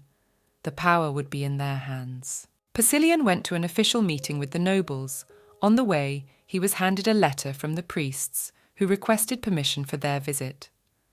At the meeting, the prince was told that the people were very frightened and that the matter must be dealt with quickly. The Archduchess present at the meeting began to question Perry about what had happened, for she knew that he had known in advance where the ghost would appear and had said nothing about it to those around him. Liffey tried to justify the little one, but Mrs. Dipker asked her to shut her mouth. All the nobles, the Archduchess's closest people, pounced on the girl with accusations of arrogant behaviour. They believed that this commoner had no right to open her mouth in the presence of her mistress. Liffey and Persilian did not like this situation. The Marquis of Cetis intervened in the conversation, insisting that Prince Perry should invite the Archduchess to stay with him for a while until the situation with the ghost was resolved. He believes that the appearance of the fiery creature is a sign to everyone that things are not going well in the palace. Prince Perry delicately refused the idea, and this did not please Mrs. Dipker, for she wanted to invite the Archmage to solve all the problems. This could create a difficult time for the Emperor. The nobles made the assumption that the fireball was Simeon's punishment, and that Liffey, appearing to be a soothsayer, might be the cause of this punishment. Liffey herself was wary of these words, as it might be true. One of those present suggested banishing Liffey from the palace to get rid of the existing problems. Persilian and Ellen Fiella realised that the Duchess and her entourage wanted to isolate the prince from all aides, so that it would be easier to deal with him and take his place on the throne. After listening to the nobles' opinions, Prince Perry decided that the priests from Simeon's temple should be summoned, and they should deal with everything. The nobles said that this was not a solution to the problem, but Persilian rebuked them for their uncertain faith, and they calmed down. The assembly was over. The Emperor asked Liffey to disregard all the words spoken by the nobles. He then addressed her with a question about the predictions related to fire. However, the assistant replied that she had not seen any predictions, and that the future was still mysterious and clouded. His Majesty told the girl not to worry about this situation. She replied that she was only worried about the Emperor's future now, in case she was kicked out of the palace. He reassured Liff and said that no one was going to kick her out. The Emperor left the hall, and the girl was left alone. Suddenly, Mrs. Dipker came up to her and started a conversation. She concluded that the fortune-teller was showing false feelings towards the prince, as she had failed to help him for such a long period of time. Liffey should have immediately sought out His Majesty to solve all the problems, but she didn't. The Archduchess grabbed Ellen Fiella by her cloak and menacingly asked why the lady thought His Majesty was unable to help her. After the words were said, Liff concluded that the lady knew about the Persilian curse, but perhaps she was not involved in it. Dipker asked about the Emperor's condition at the time of his last meeting with the fortune-teller. Liffey, trying not to show confusion, said that he was in his usual state. Fiella said that she did not know where His Majesty was and that she had already told the kidnappers about it. The Archduchess did not understand what the girl was talking about and asked her to tell her more about it. After the fortune teller told her about the kidnapping that had taken place, the mistress smirked and gave her advice that she should only protect the prince with what she could do herself. Liffey couldn't understand these hints and was left perplexed. In the evening of the same day, the priests entered the palace. They inspected the sacred tree, which had previously been engulfed in flames, and found no part burned after what had happened. Liffey and Persilian, who had observed this, decided to leave the priests alone. Suddenly, a frightened chamberlain came running into the courtyard and informed those present that the main palace was completely covered with fire. Panic broke out among those present. A servant from the kitchen ran up to Liff and asked for her help in finding the missing cook, Sophia. Liff realized that the woman was left in the kitchen preparing snacks for the emperor and made the decision to rescue her. Seeing the courage of the fortune teller, Persilian ran after her fearfully and tried to stop her from her rash act. He embraced the girl with special feelings and showed his worries for her life. Liff realized that the emperor cared for her. As His Highness appeared, the fire began to disappear, and soon the whole palace was back to its former self. All the people present opened their mouths at the miracle. The priests turned to Prince Perry and said that they had an oracle that said that when the divine child came out of the fire, it would show everyone the way. Persilian listened to these words and realized that it was about him. The priests sat down on their knees, raised the glowing orb of divination above their heads, and bowed to the prince. Sophia stood beside them, unharmed and weeping. His Highness looked at his hands and didn't understand why the fire was gone thanks to him. Liffey approached him and asked if he was all right. Persilian looked anxiously at his assistant, trying to understand her condition. Fiella was happy for His Highness and congratulated him, for Prince Perry now looked like a divine child in the eyes of the people. This was the end of the incidents with the fire. The story goes on to say that in the 18th year of Eckhardt's existence, the number of oracles plummeted across the continent. But it was said that a divine child was to appear who would emerge from the fire and show everyone the way. After the incident, all the local newspapers reported on what had happened. The people of the empire rejoiced because now God himself was protecting the empire. And after the fire oracle incident, Prince Perry spoke with the fire oracle. In the morning, Liffey joked to Persilian that with situations like this, Prince Perry might soon become the emperor himself. Liffey didn't realize if they had done everything right, for the influence of the pretend Prince Emperor had become too great. This could create embarrassment in the future. After the joyful event, the temple servants suggested that the prince should make an event in honor of the fact that the empire had an oracle in the person of a member of the imperial family. A festive robe was sent to the palace for Perry. Persilian, seeing the clothes, showed all his displeasure at this, for all his life he had been far from the temple. Liffey noticed the expression on his face and asked the servants about it. A female servant told the fortune teller that relations between His Majesty and the temple had always not been good, and so the temple had never sent the emperor a vestment before. She also revealed that there was a major conflict during Persilian's coronation. In the empire, there is a tradition when the Pope comes to the palace and personally blesses the new emperor. But when Persilian ascended the throne, the Pope refused to attend the coronation because Percy had killed his entire family, causing the temple to criticize his behavior. Seeing the absence of the Pope, Persilian told those present at the coronation that he had never sent an invitation to the temple. Having said that, he left the event. This caused people to have negative feelings toward him. At the time when Percy was becoming emperor, the temple had immense power as well as the throne, but the emperor could not allow a group of priests to power the imperial family itself. After a while, Persilian decided to correct his mistakes, and in the second year of his reign, a new pope came to the palace.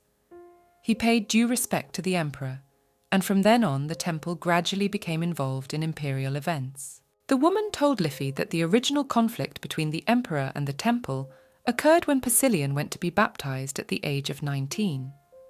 He wore a black robe with red inserts for the ceremony, although a white vestment had been established. This act shocked the chief priest, and he blessed the emperor with the words, "For your sins." After Assistant Liffey's story, it was clear why Persilien's facial expression was so displeased, for he had been horribly criticized before and was now being praised as a divine child. A few hours before the event, Liffey decided to salvage the situation and smooth over the prince's displeasure by offering to put a red cape over his attire. But Perry pretended to be completely satisfied with the clothes sent to him. Liffey, with great care, suggested that the emperor pretend to be ill to justify his unsteady appearance to the Pope. Persilien hesitated, and Liffey advised him to do what his heart told him to do. He agreed with her idea. After hours of festive procession, a tired Persilien returned to his room, where Liffey was waiting for him. The girl was glad that her robe had come in handy for His Majesty, for that was how he attracted everyone's gaze. Liffey confessed that she too had eyes only for him. Persilien was embarrassed and asked the assistant why she had left the event towards the end. She laughed and said that she had gone to the store to buy a toy for him. The emperor became angry, for he feels that Liffey sees him as nothing more than a cute child. Ellen Fiella tried to reassure His Majesty that in this guise he looked like the sweetest and most heartfelt child. Persilien remained silent, and the girl decided to continue showering the child with compliments, to which he could not stand it, and chased her out of the room. When Liffey entered the courtyard, she saw the Marquis's eldest son, Mr. Solon, who asked for her help in finding the building of the Ministry of Foreign Affairs. The girl decided to give her guest a tour, during which she wanted to ask him about the kingdom of Eternia, where he had lived for 20 years. Solon told her that when he was a boy, his father had advised him to become friends with the Archduchess. Liffey remembered the Marquis's reaction to the question about Mrs. Dibker, and did not understand why he was nervous, because according to his son, he had a very positive attitude towards her. The Duke also revealed that the Archduchess had stopped all contact with his family as of late, but she had recently sent Schwener a small dagger used for self-defense in honor of her birthday. It was rather strange for Liffey to hear that. Upon arriving, Solon offered to pay Liffey for her help, but she offered another option for gratitude. She wanted to ask the Lord about his strange sister. Solon said that his sister was a believer who sincerely wished to become an Ardal. Ellen Fiella didn't believe Solon's words, and remembering Schwener's words, decided not to take much interest in their family. The young men said goodbye. Due to the fact that the Eichhardt Empire has a history of thousands of years, there are many official events. This time it was planned to hold the State Foundation Day and Holy Day. Ellen Fiella knew nothing about these holidays, and in order to properly prepare for them, she decided to ask Elaine for a quick tutorial on the history of the Holy Day. The assistant told the myth that the Holy Day marks the first mentioned meeting between the Emperor and Sikar. 10 days after this meeting, the founding of the state took place when the Emperor received Simeon's blessing. Therefore, the Holy Day is celebrated 10 days later. In preparation for the festivities, the temple sent the prince a new vestment, an order, and a precious bracelet. It is known that the temple had never made such preparations in the history of the empire. Aylin told me that when there was a continental war, the empire was at a disadvantage. When the enemies tried to break into the shrine with the empire's warriors, a firepower came down on them and blocked their way, and due to the heat of that fire, 3 crystals were formed. From these the shrine made an order, a bracelet and a ring, which was later lost. Liffey had thought that Prince Perry would have to visit the very Seekin sanctuary where the guardian dragon Sikar had once stayed, and where the emperor had met him, as well as the place where Simeon himself had visited. But Aylin dispelled her speculation. On the day of the feast, the prince would have to go to the temple for 10 hours of prayer, and there were no other special traditions. Liffey didn't understand how Persilien would be able to endure such a long time, for it would be torture for him. The morning of the sacred day came. Ellen Fiella saw the emperor and complimented him on his attire. Persilien was angry and decided to go to the temple in a separate carriage, away from Liff. As Persilien and Liffey rode toward the temple, the girl saw a beautiful picture, a bright blue river dividing the forest and the desert into 2 equal lands. Arriving at the temple, Liffey and Persilien met the Pope, who was delighted to see the little prince. Perry bowed and thanked him for sending the expensive gifts. The Pope responded by saying that it was a sign of the respect he was obliged to show to the saint who cared for Simeon. On the way to the holy place, Papa told the prince and Liffey about the ancient temple and about the guardian dragon still sleeping deep in the forest. Priscillian, who was already visiting the place for the 5th time, pretended to be very interested in listening to Papa's stories, as if he were seeing it all for the first time. While talking, Ellen Fiella notices a red-haired child running around in the forest. She told the priests about it, but they denied it, explaining that it was very difficult for ordinary people to enter the holy forest. As they made their way to the shrine, Liffey and Priscillian saw a table with a meal prepared from vegetables and fruits gathered from the shrine grounds. During the meal, Liffey tried to talk to a disgruntled Perry, but he defiantly answered all her questions. The girl didn't understand what she had done wrong. After prayer and a meal, Percy went to have a long talk with Papa. At this time, Liffey decided to visit the place where the Ardles lived. At the shrine, she had a strange premonition, as if she were worried about something. Suddenly, Liffey heard a strange sound, and turning around, she saw the red-haired child again. Remembering her dad's words, she concluded that a ghost was standing in front of her. He was not happy to see her, and asked her the purpose of her visit. The little boy, identifying himself as the master of these lands, grabbed Ellen Fiella and ordered her to kneel before him. Liff complied with his request and bowed. The girl asked him if he was Sikar, and to her surprise, he confirmed what she said. He explained that the image of a toddler was most suitable for Liffey, as she loves small children. He added that lately, she was most worried about the person who looked the same. The guardian dragon admitted that he used to be tall and grown up, and now he didn't understand why he had shrunk. Liffey concluded that it was a shared curse with Priscillian. She tried to get some clue from the little guy, but suddenly Priscillian's screams were heard from the distance. Priscillian and the priest came to the place where Ellen Fiella was.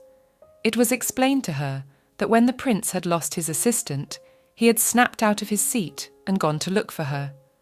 His Highness was very worried about Liffey. Those present saw a small child near Liffey and asked her about it. Lying, the girl said that when she was walking in the woods, she came across this little child who had hurt his leg and now needed care. The priests were confused, for no one can enter the forest without the permission of the temple. The kid shouted sharply that this was his land and that he was its guardian, whom they honoured. Liffey tried to cover his mouth, but he kept shouting. The Pope came to the place and asked the priests to throw the child out. The child insulted everyone present, and after that the Pope was furious. He asked the prince to pray, because the sacred place had been desecrated. The kid calmed down by looking at Percy. He noticed the bracelet and chain on him, and told everyone that the ring lost from the set was under the pillar behind the temple. After saying this, the baby cried because he was not believed. Everyone present stood in a stupor. The Pope had the priest check the table in question. The ring, lost 200 years ago, was indeed there. The little boy was proud of his truth. The priests, mouths open, asked the guardian why he had turned into a child, and whether he could see the future through the eye of clairvoyance and control fire, but he answered these questions in the negative. One of the priests said that the Ardles foreshadowed Sikar in a slightly different guise. There were 0 coincidences with this little guy. Those present suggested that the guardian of the earth measure his divine power by simply touching the magic ball. When he did so, the ball formed fire energy inside it and soon burst. Until now, it had only been possible to break the crystal once, when the strongest of all generations, the Pope called Haman, decided to also test his divine abilities. In both cases, it was a powerful display of strength. The priests asked the guests to wait for a while they removed the dangerous shards. In the meantime, Priscillian decided to take advantage of the situation and asked the guardian of the lands if he could help him with some problem. The kid sensed that the prince had a rather strange energy. He pretended, exactly as Liff had once done, to look into a future that was beyond his predictions. Percy grinned and asked his assistant why she had brought her copy here, since he was plagiarizing it. She remained silent to the joke. Hearing the talk of a possible fate, the kid leaned on Ellen Fiella's arm and asked her to stay with her, saying that being only by her side, he could solve the prince's problem. Liffey neatly refused, as the priests have to take care of the unexpected guest themselves. The little boy got angry and told Peri that if they didn't take him in, everyone around them would find out the truth, that instead of the prince, the emperor was actually sitting there. Persilian and Liffey were speechless at the words they heard. Persilian, not doubting his decision, went out to the priests and said he wanted to take the baby back to the palace. Liffey and the emperor had to lie, saying that they had known the child since the days when the prince lived furtively, still outside the palace. The priests didn't believe their words, but Liffey said that today they just didn't recognize each other, because it had been a long time since their last meeting. But now that the little ones had gotten to know each other, they decided that they didn't want to be apart anymore, so the decision was made to continue his life inside the palace of the empire. Liffey told Papa and the priests that the baby's name was Hamon, and that he only introduced himself as Sikar because he was playing a child's game. Those present decided not to go against the prince's wishes. The Pope concluded that the situation had been Simeon's wish, for everything happened in a holy place on the holy day. The emperor and his entourage returned to the palace. It was decided that little Haman would be given a separate palace in which to live, but he became cranky and said he wanted to sleep with Liffey. Persilian was enraged with jealousy of his friend. The little boy grabbed the girl by the hair and called her to wash together. The angry emperor ordered her to be released. Sir Millard tried to pull the child away from the fortune teller, but the child grabbed her hair even tighter. Then Persilian ordered the knight to nail this disobedient child by letting his head fall from his shoulders. Sir swung around and wanted to strike the child on the head. Frightened, the baby asked Liffey for help. She asked His Majesty to let her and the baby sleep together. She would watch over him. Percy agreed. Before going to bed, Ellen Fiella warned Mr. Sicard that he should be careful what he said, for information about His Majesty's curse was kept strictly secret. She also asked the little one to behave in public, as a friend of Prince Peri. Sicard agreed to be more polite. He also told Liff that he was the one who had buried the lost ring long ago, and only a powerful priest could find it, but such a one had not been born in a long time. The next day, the emperor received a letter from the priests, asking the prince to send the baby back to the temple. Persilian was against the idea, as he was not sure that Sicard would not tell people anything about his curse. Suddenly this little boy came running into the room and asked Liffey to give him a hug. The jealous emperor asked him how long he was going to be here, to which Sicard replied that his presence might help Persilian. After dinner, the keeper of the lands called Liffey to go for a walk. He wanted to find something. Persilian and Sir Millard went with them. Outside, the little gentleman was trying to find something, but when he saw the imperial lake, he pointed to the opposite shore and told everyone to head out. Liffey realized that neither she nor Sir Millard had conducted a search for the conspiratorial item in the lake territory. The emperor had decided that they should go at Sicard's behest. After reaching the middle of the lake, the baby got cranky and asked to go back. He explained that he wanted to get to the place where he could see the most beautiful sunset. Persilian became angry at the useless child, and they began to quarrel. In a fit of anger, the baby shouted that he could prove his strength by making the lake part and jumped into the water. Liffey wanted to catch him but didn't have time. The baby found himself in the water and began to drown. He was quickly pulled to shore, where he cried from his helplessness. Something had gone wrong with his life too. Those present turned around abruptly at the sound and saw the fiery ghost. His Majesty told Liffey to stand behind him and not to worry. Persilian wanted to call the ghost to him, but the awake little boy saw the ghost and stretched out his arm as if it had entered him. After his story, it turned out that the fireball was part of his energy, which he could not control. The evil emperor asked Sicard where his energy came from in the palace, since for a month now everyone has been standing on their ears due to the regular appearance of the burning creature. The kid replied that his energy only appeared in the places where he lived, even in Sakina a few times. No one understood the connection between Sakina and the palace, but Sicard explained that there was a legend about a tree given by Simeon. It was said to be connected to Sakina. At the end of the story, the little boy promised the emperor that such situations would not happen again. He hugged Liffey and asked if his energy had harmed anyone. The girl told the child in detail about all the incidents that had happened. She also said that the prince put out the fire with his appearance. These words surprised the kid. Sicard said that this could not have happened, as His Highness could not put out the fire without being an Ardal. He abruptly changed the subject and asked those present to return to the palace as soon as possible. The next day, the kid was summoned to the main temple of the empire to confirm his divine power. He was presented with the most powerful orb, whose readings were the most accurate. The guardian of the lands touched the orb, and flames of fire erupted from it. The orb split into small pieces. The priests were surprised at this, for no one had broken the orb since Papa Haman. They began to wonder if the baby could be the result of the reincarnation of that pope. The story of the guardian of the lands is indeed similar to that of Papa Haman. For after losing his wife to the plague, Haman went into wandering, as a result of which he joined the temple. For the sake of becoming a priest, he measured his divine energy in the capital's temple. When he found out about his power, he cried right in front of the ball, for he also possessed the ability of healing. If he had found out about his power earlier, he would have been able to save his family. After that, he made the decision to travel the continent and use the power to heal people. Papa asked Persilian to keep the little boy in the temple, as his strength would be highly honored by all the priests, and he personally wanted to train him, to make him a future pope. Upon hearing this, the little one replied that he did not want to live in the temple while he was small. Liffey tried to talk them out of it, saying that the child was afraid of strangers. After all, he had recently lost his parents, and it was better for him to be in the palace with his friend Perry for a while. The little boy, when he heard that they wanted to make a future pope out of him, was very excited.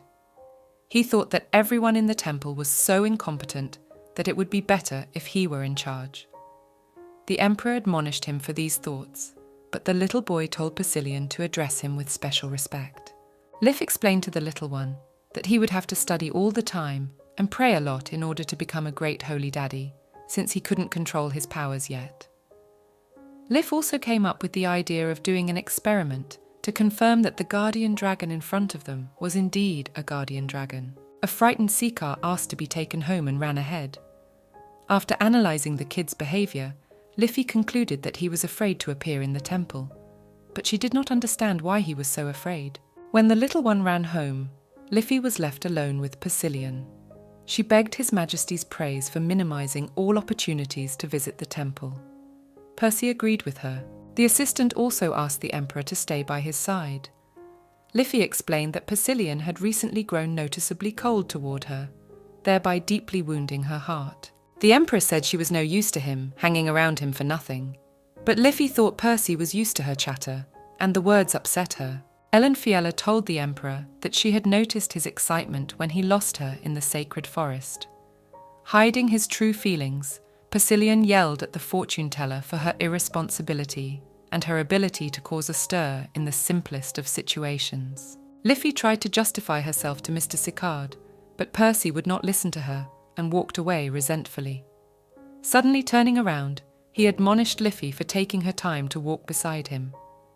Satisfied, the girl followed the emperor. The next day, rumours spread throughout the empire about a baby who had divine power that could destroy not only the magic ball, but also the entire capital.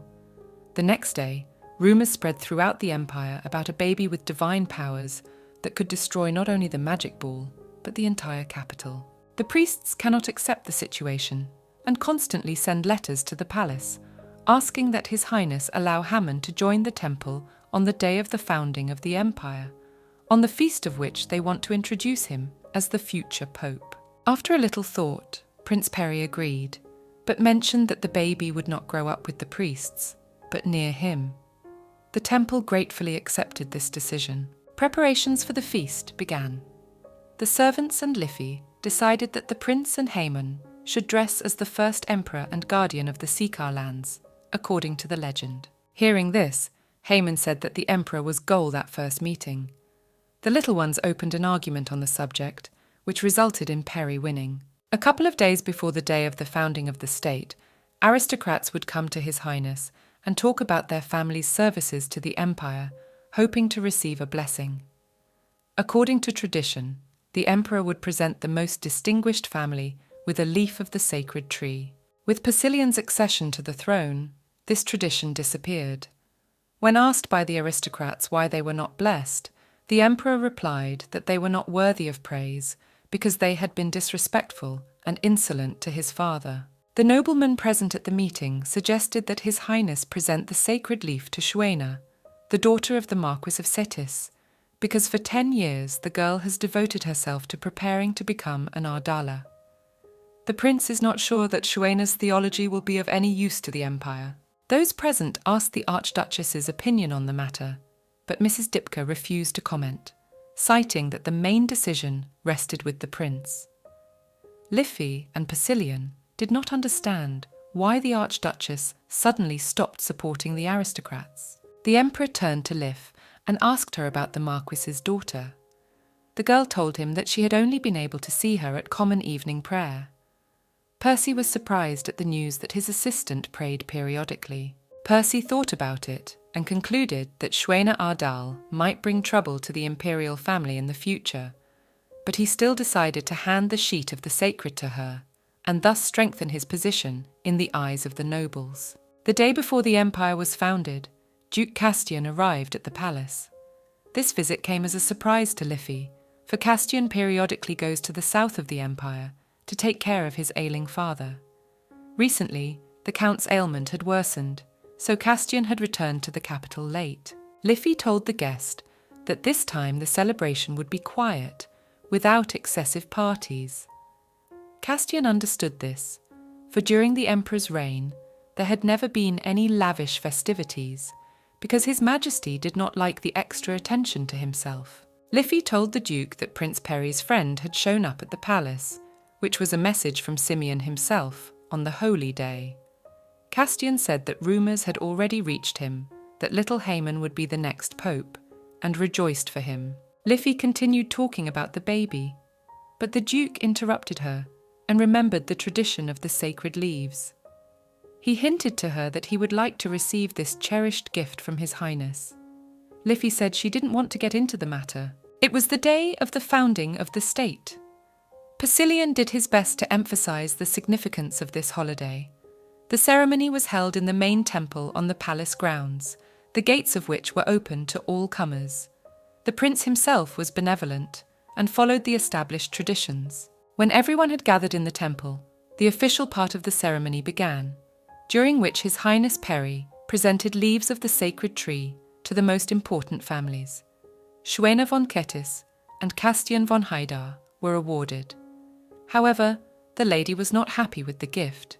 The 6-hour ceremony came to an end. The joyful prince went to the balcony and waved to all the nobles. Afterwards, he complained to Liff that he was tired of seeing the faces of the nobles, and now he wanted to rest. Castian Haidar arrived to thank His Highness for his blessing. The Duke invited Perry to a party, decorated as much as possible for the Magic Tower Festival, to remind the prince of his father. Hearing this, Haemon started laughing hard, and it made Persilian angry. He told him to shut his mouth.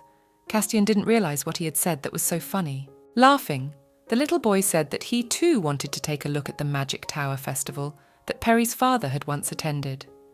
He had behaved perfectly at the festival, and now he wanted to be thanked for it. The prince agreed to take the little one with him. At the party were Liffey, Persilian, and Haemon. Sir Millard was given the day off, for he had done well with the 6-hour ceremony.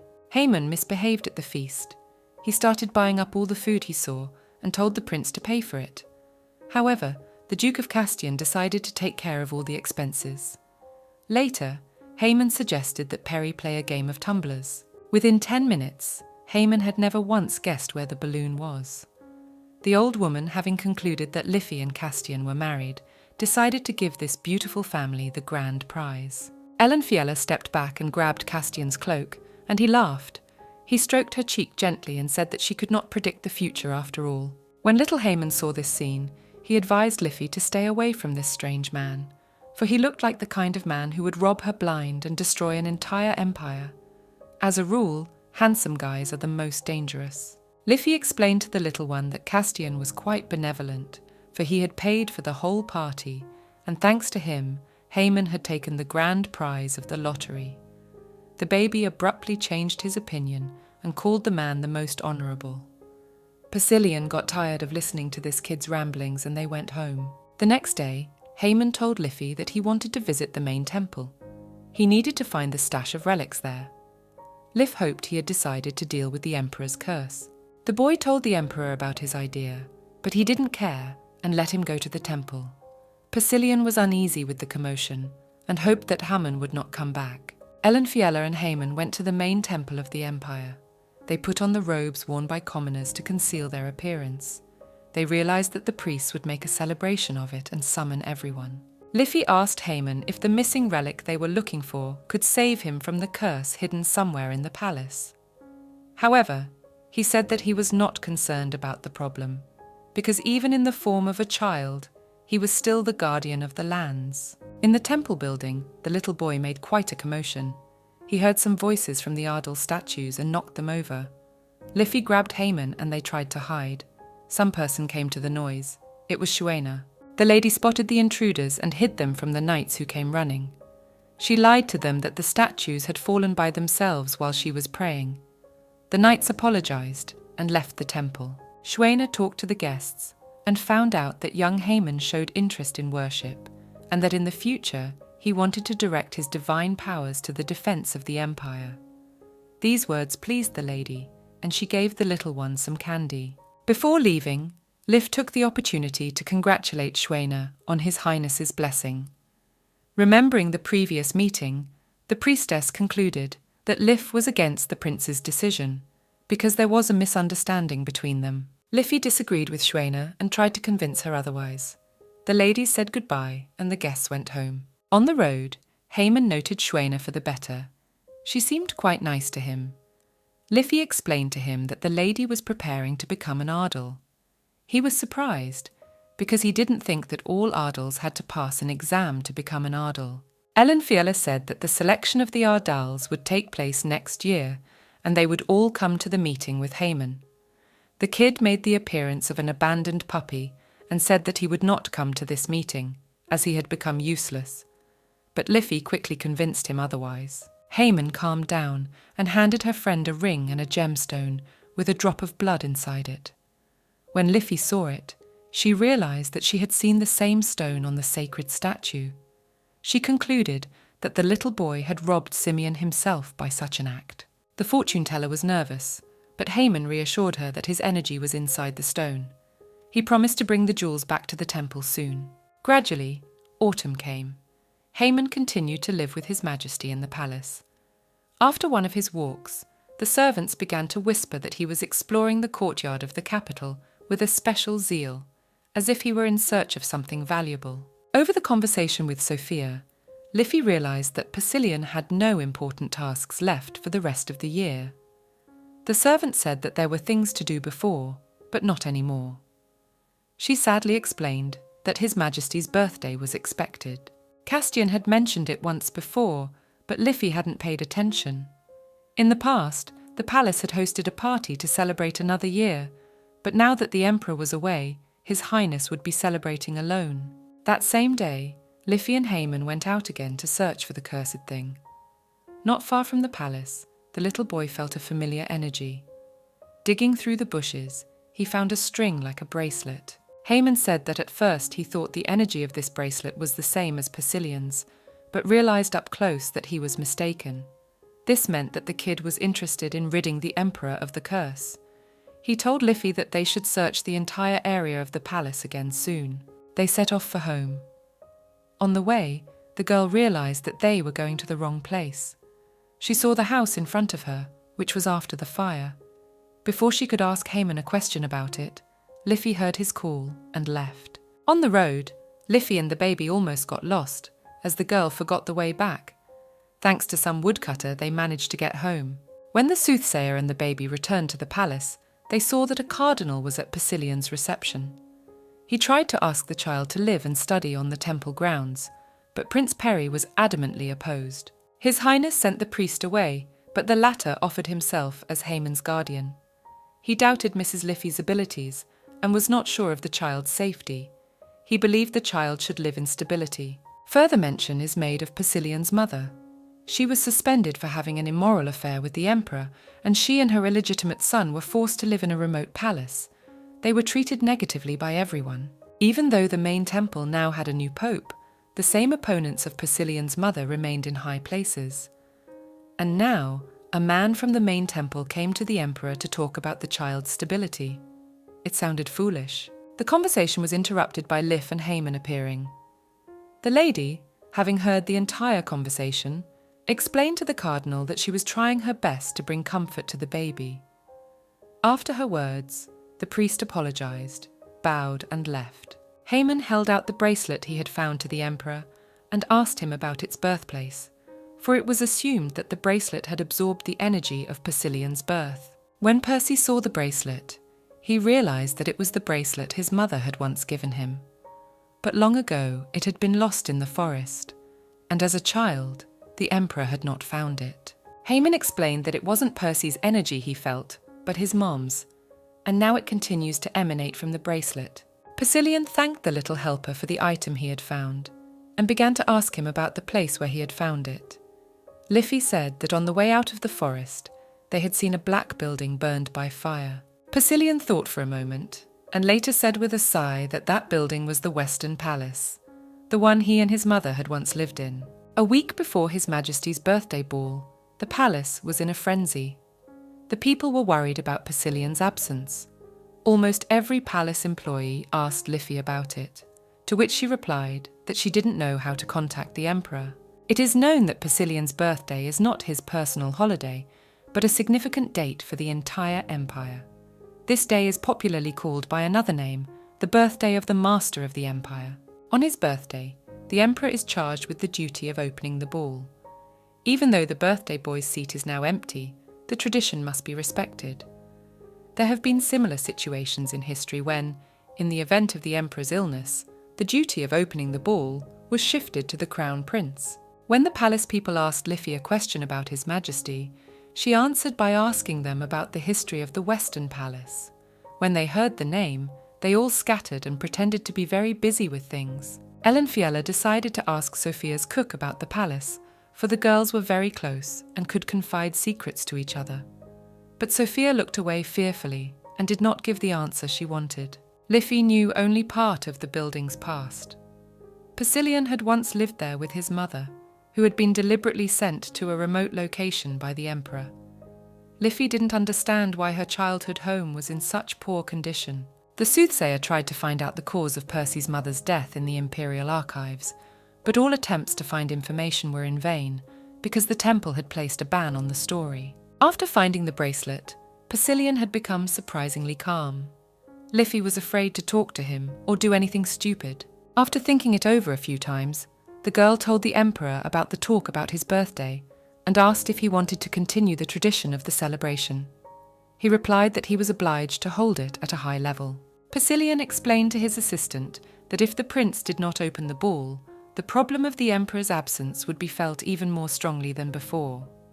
In fact, the last celebration had exhausted Percy very much, and in the middle of the festivities, he had told the people that he wanted to disappear and left.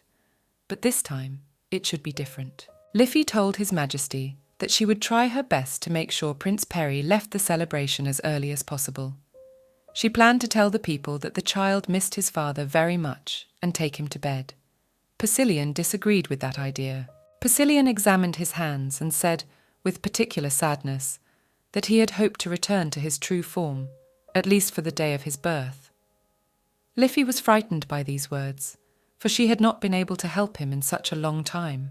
Persilien calmed the seer and told her that he didn't mean to threaten her. He explained that even the guardian dragon had been affected by the curse, and the situation was beyond Liffey's powers. The girl offered to take the initiative to divert the people's attention away from the emperor's person, thus buying more time. The people believe she is connected to the missing His Majesty and want to spend more time with her, trying to find out hidden information. Persilien hovered abruptly, and Liffey tried to draw attention to herself. After a moment, he made a reproach to her that she had begun to act strangely lately. Liffey explained to the little man that he was the one who often withdrew into himself. The emperor was surprised at the words he heard, for he had never noticed such a thing about himself. Liff assumed that his pensive state was due to the bracelet he had found. Persilien did not understand why the girl remembered the bracelet. She explained that, immediately after the discovery, Percy had become anxious and withdrawn. He agreed with her and said it was about that day. The girl couldn't understand how the bracelet given by her mother was connected to some unknown day. Not finding the answer in her head, Ellen Fiala went to the courtyard in search of information.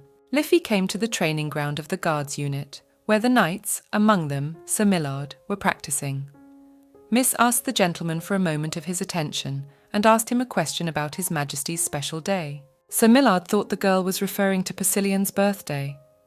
Liffey told him about the bracelet Sikar had found and the Emperor's further condition. The master realized that Liffey and Haman were on the grounds of the abandoned palace and asked her about His Majesty's reaction about it. She replied that His Majesty had not said anything about the fire when she began to question him about it. Ellen Fiala asked Sir to tell about the fire that had occurred, but the agitated Millard did not want to speak carelessly about the situation. Liffey realized that something terrible had happened, because of the memory of which Persilien had withdrawn. Liff thanked Millard and let him go to his training. She realized that the reason the Western Palace was on fire and in disrepair was probably related to Mother Persilien. Otherwise, people wouldn't be afraid to discuss the subject openly. The girl already knows that there is another similar burnt palace in the capital, where the imperial family lived. In it, about 5 years ago, Persilien had murdered his siblings. Liffey concluded that the incident with her mother's house was no accident. The Western Palace, the bracelet they had found, the coming birthday were depressing little Persilien. Looking at him, Liffey vaguely drew a connection between his past and present. But she wasn't sure, for no one could tell the truth. 6 days before the significant date, Prince Perry announced that he would organize a celebration for the Emperor's birthday. From that moment, the palace began active preparations for the celebration. During the preparations for the celebration, there was talk among the servants that everyone was getting the same feeling as last year. The palace attendants realize that Prince Perry is now in charge of the celebration, but they feel as if the Emperor himself is in the palace. Although it had been more than 3 months since His Majesty had disappeared, it seemed to the people that the ruler had been by their side the whole time. Liffey laughed and thought that it was all empty words, because the prince and the Emperor would never meet. Liffey wanted to visit Persilien, but Sir Millard met her at his door. He told her that His Majesty was taking the day off and had cancelled all meetings and audiences. Sir asked Liffey to refuse all aristocrats if they wanted to meet the prince. Ellen Fiala asked the knight if she could at least enter Persilien's bedroom, but was refused. The Emperor had cancelled her appointments for that day as well. The girl was quite embarrassed by this, but Millard was calm about the situation. Liffey worried about the Emperor's condition. She thought of the sudden time off as a sign of Persilien's burnout. The girl did not know what to do this day and decided to go to the prince's assistant Elaine, because they had not seen each other for a long time.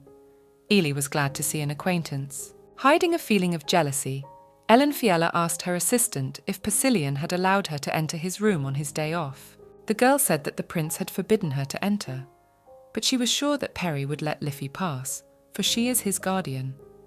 The prohibition, connected with Liffey too, surprised the assistant. The girls concluded that the prince has a growing sense of independence lately. Elaine noted that little Perry does the same thing as his father. The girl told Liffey that she had once read the palace records, which spoke of a similar situation. Emperor Persilien would take a day off every year, 24 hours before a significant date, and would not let anyone near him. It came to Liffey's attention that Sir Millard was calm, because he was already used to the Emperor's actions like this. But the seer didn't understand why the Emperor was doing this. In preparation for the birthday party, Elaine went through all of last year's notes about it. It was unclear to her why the prince's guardian was unaware of his plans, so she asked her about it. Liffey explained for the assistant that Prince Perry could understand that the day off was part of the preparations for the gala. She was only a guardian, so she couldn't know everything that was going on in the child's mind and soul. But as she thought about the words she had heard and remembered Persilien's words, she realized that the very day that everyone was keeping silent about had arrived. The girls' conversation was interrupted by the butler, who announced the arrival of guests. Liffey should have refused the guest, but when she saw Archduchess Dipka at the door, she fell into a stupor. The girl gave the mistress the notes of the meeting for which she had come. At that moment, the fortune teller realized that the Archduchess would pelt her with questions and was quite afraid of it. The lady asked Liffey if she knew anything about the Emperor's return on his birthday. The girl said she had no communication with His Majesty. The Archduchess knew about the Emperor's weekend on such a day. She decided to find out the truth once again from the prince's aide, asking her why Prince Perry had cancelled all meetings and gatherings with the aristocrats today. Liffey realised that the Duchess was guessing something. She explained to her mistress that little Perry was tired because of the preparations for the feast, so she didn't want to see anyone today. The Archduchess noted that His Majesty Persilian had done the same thing for the last 4 years, taking the day off exactly 24 hours before his birthday. Ellen Fiella tried to keep the conversation to a minimum. Mrs. Dipker believed this version because she had previously been told that little Perry misses his father very much. Because of his longing, the prince tries to copy His Majesty's behaviour in everything. Pensive, the Archduchess continued to ask Liffey strange questions. She asked how Perry planned to celebrate the big day, whether he would take part in greeting the guests, or would watch modestly from the sidelines. All these inquiries were stumping Liffey. Remembering the previous incident, the girl thought that the Archduchess was specifically inquiring about the prince's future whereabouts, as she was planning to organise another assassination attempt. It was recalled that during the last ceremony, there was an incident that could have killed Persilian. One of the escort knights was under attention control magic, and due to that, set off a powerful explosion using an artifact. The perpetrator in this situation could be the Archduchess, but for now it's only Liff and Persilian's speculation. To evade the question about the gala and His Majesty, the soothsayer pretended that a prediction had come to her mind. Liffey told the audience that on the day of the gala, His Highness's Energizer would enter the hall from the east side. The girl remembered that Persilian was writing a solemn letter on behalf of the Emperor, which would be brought into the hall precisely from the east. Dipker and the servants opened their mouths at the words. The lady asked whether it was a fiction or a prediction. Ellen Fiella confirmed that it was a prediction. She told the Archduchess that she did not feel well after the powerful energy and hurried away. Following the fortune teller, the Archduchess made a displeased face and said that she would wait for the coming celebration to test her prediction. When Liffey returned to Aylin's office, she was already puzzled. She asked the fortune teller if His Majesty was really coming to the celebration. Ellen Fiella explained that she wasn't sure it would be the Emperor, but maybe a person like him, or a personal item with his energy. Liffey closed the subject and began to read the records of the state of affairs of the Empire. Some of the eastern territories were experiencing another drought. Even the level in the wells had become extremely low. Liff was disturbed by this. Elaine's assistant reassured the lady and said that there would be no problem. She promised that it would rain heavily today, for she had read in the palace records that for 15 years it had rained all over the Empire on the day before His Majesty's birthday. Liffey did not believe this fact and decided to see for herself. She went down to the window and saw that the clouds had gathered in the sky and it was about to rain. It happened at the same time every year. During the night of the same day, it rained. Haemon felt extremely unwell because of the rain. As Liffey was taking care of him, she saw a strange scene through the window. Sir Millard and Persilian, armed with umbrellas, went somewhere in the rain. After putting Siccar to bed, Liffey looked out the window again, but His Majesty Persilian was not in the young knight's company. Sir was standing in the rain waiting for the Emperor. Liffey looked at Millard in bewilderment, and he saw the look in her eyes. Remembering the knight's words, Liffey suggested that it was not a good idea to talk openly about today. It was a topic to be approached with caution, for Persilian was very withdrawn after what had happened. Liffey still wanted to know about everything. Suddenly there was a knock on Liffey's room. It was Sir Millard. He tried to hint to the fortune teller that her presence near His Majesty always lifted his spirits. Liffey didn't understand what the knight was talking about. With his head down, Sir still dared to tell the girl about the terrible story connected with today. It turned out that on that day, Persilian's mother had died in a fire. Millard revealed that the fire occurred in the West Palace, where Percy lived with his mother. Because of the shock of losing his mother, His Majesty had manna the next day and went to the magic tower for training. Liffey remembered that when they had visited the tower, Castian had told her about the instability of Persilien's power on the first day he appeared in the tower. He had had a hard time controlling the mana that spilled out of him in an instant. Little Persilian, who had lost his mother, was filled with a sense of evil. It took him a year to calm his mana. Sir Millard told his assistant about his worries about Persilien's condition. All 4 years on this day, His Majesty has used magic to go to the Western Palace despite the rainy weather. But this year, he is powerless. He sits by the burnt palace and gets wet. At the end of the tale, Sir bowed to Ellen Fiella and asked her to spend this difficult time with Persilian. Liffey, without hesitation, packed up and set off into the forest to see the Emperor. On the way to the Western Palace, Liffey saw a small silhouette sitting by a tree and began to worry about Persilian's condition, for it was raining and quite chilly. The girl approached the Emperor and reprimanded him for his light clothing with great care. He got a little angry with her and told her not to treat him like a small child. Liffey handed Persilian his favourite cape and reminded him of the celebration tomorrow, where he must be healthy. As she put the cape on the baby, Liffey was glad to see that he was warmer. Ellen Fiella wrapped herself in her cloak and sat down abruptly beside Persilian, but he was confused by the act.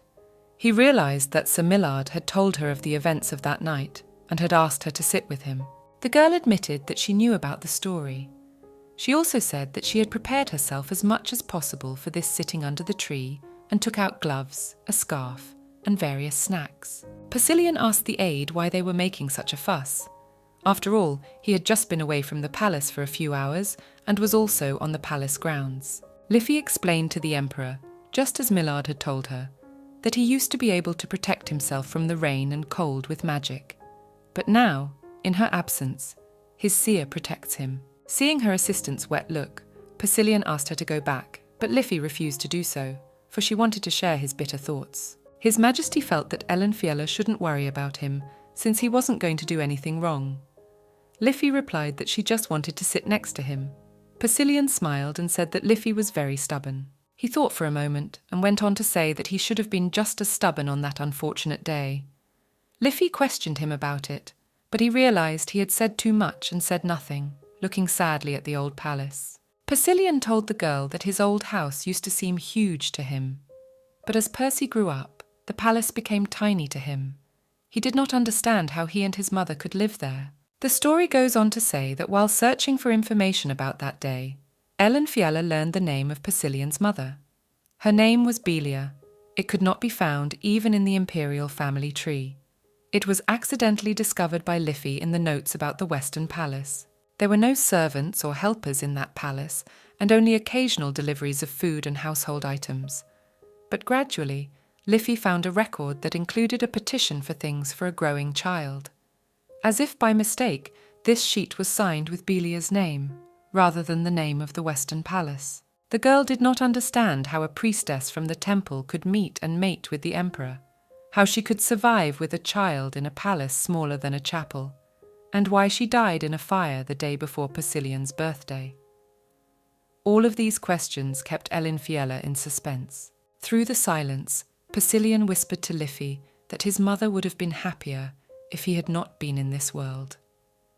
The life-ruined Emperor thought that everything would have been different if his mother had not met the Emperor, had not given birth to Persilian by him. The deep feelings of the little one's resentment tugged at Ellen Fiella's soul. She was surprised that the man, hours before the national congratulations, would sit and think that life would have been better without him. Liff concluded that Persilian felt this way all the time after his mother's death. The girl tried to get the Emperor to talk, thus soothing his broken heart.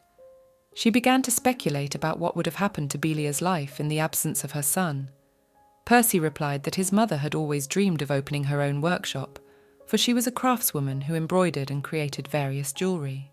Persilian took out his found bracelet and showed it to Liffey. It turned out that this bracelet used to belong to his mother. She had made it herself.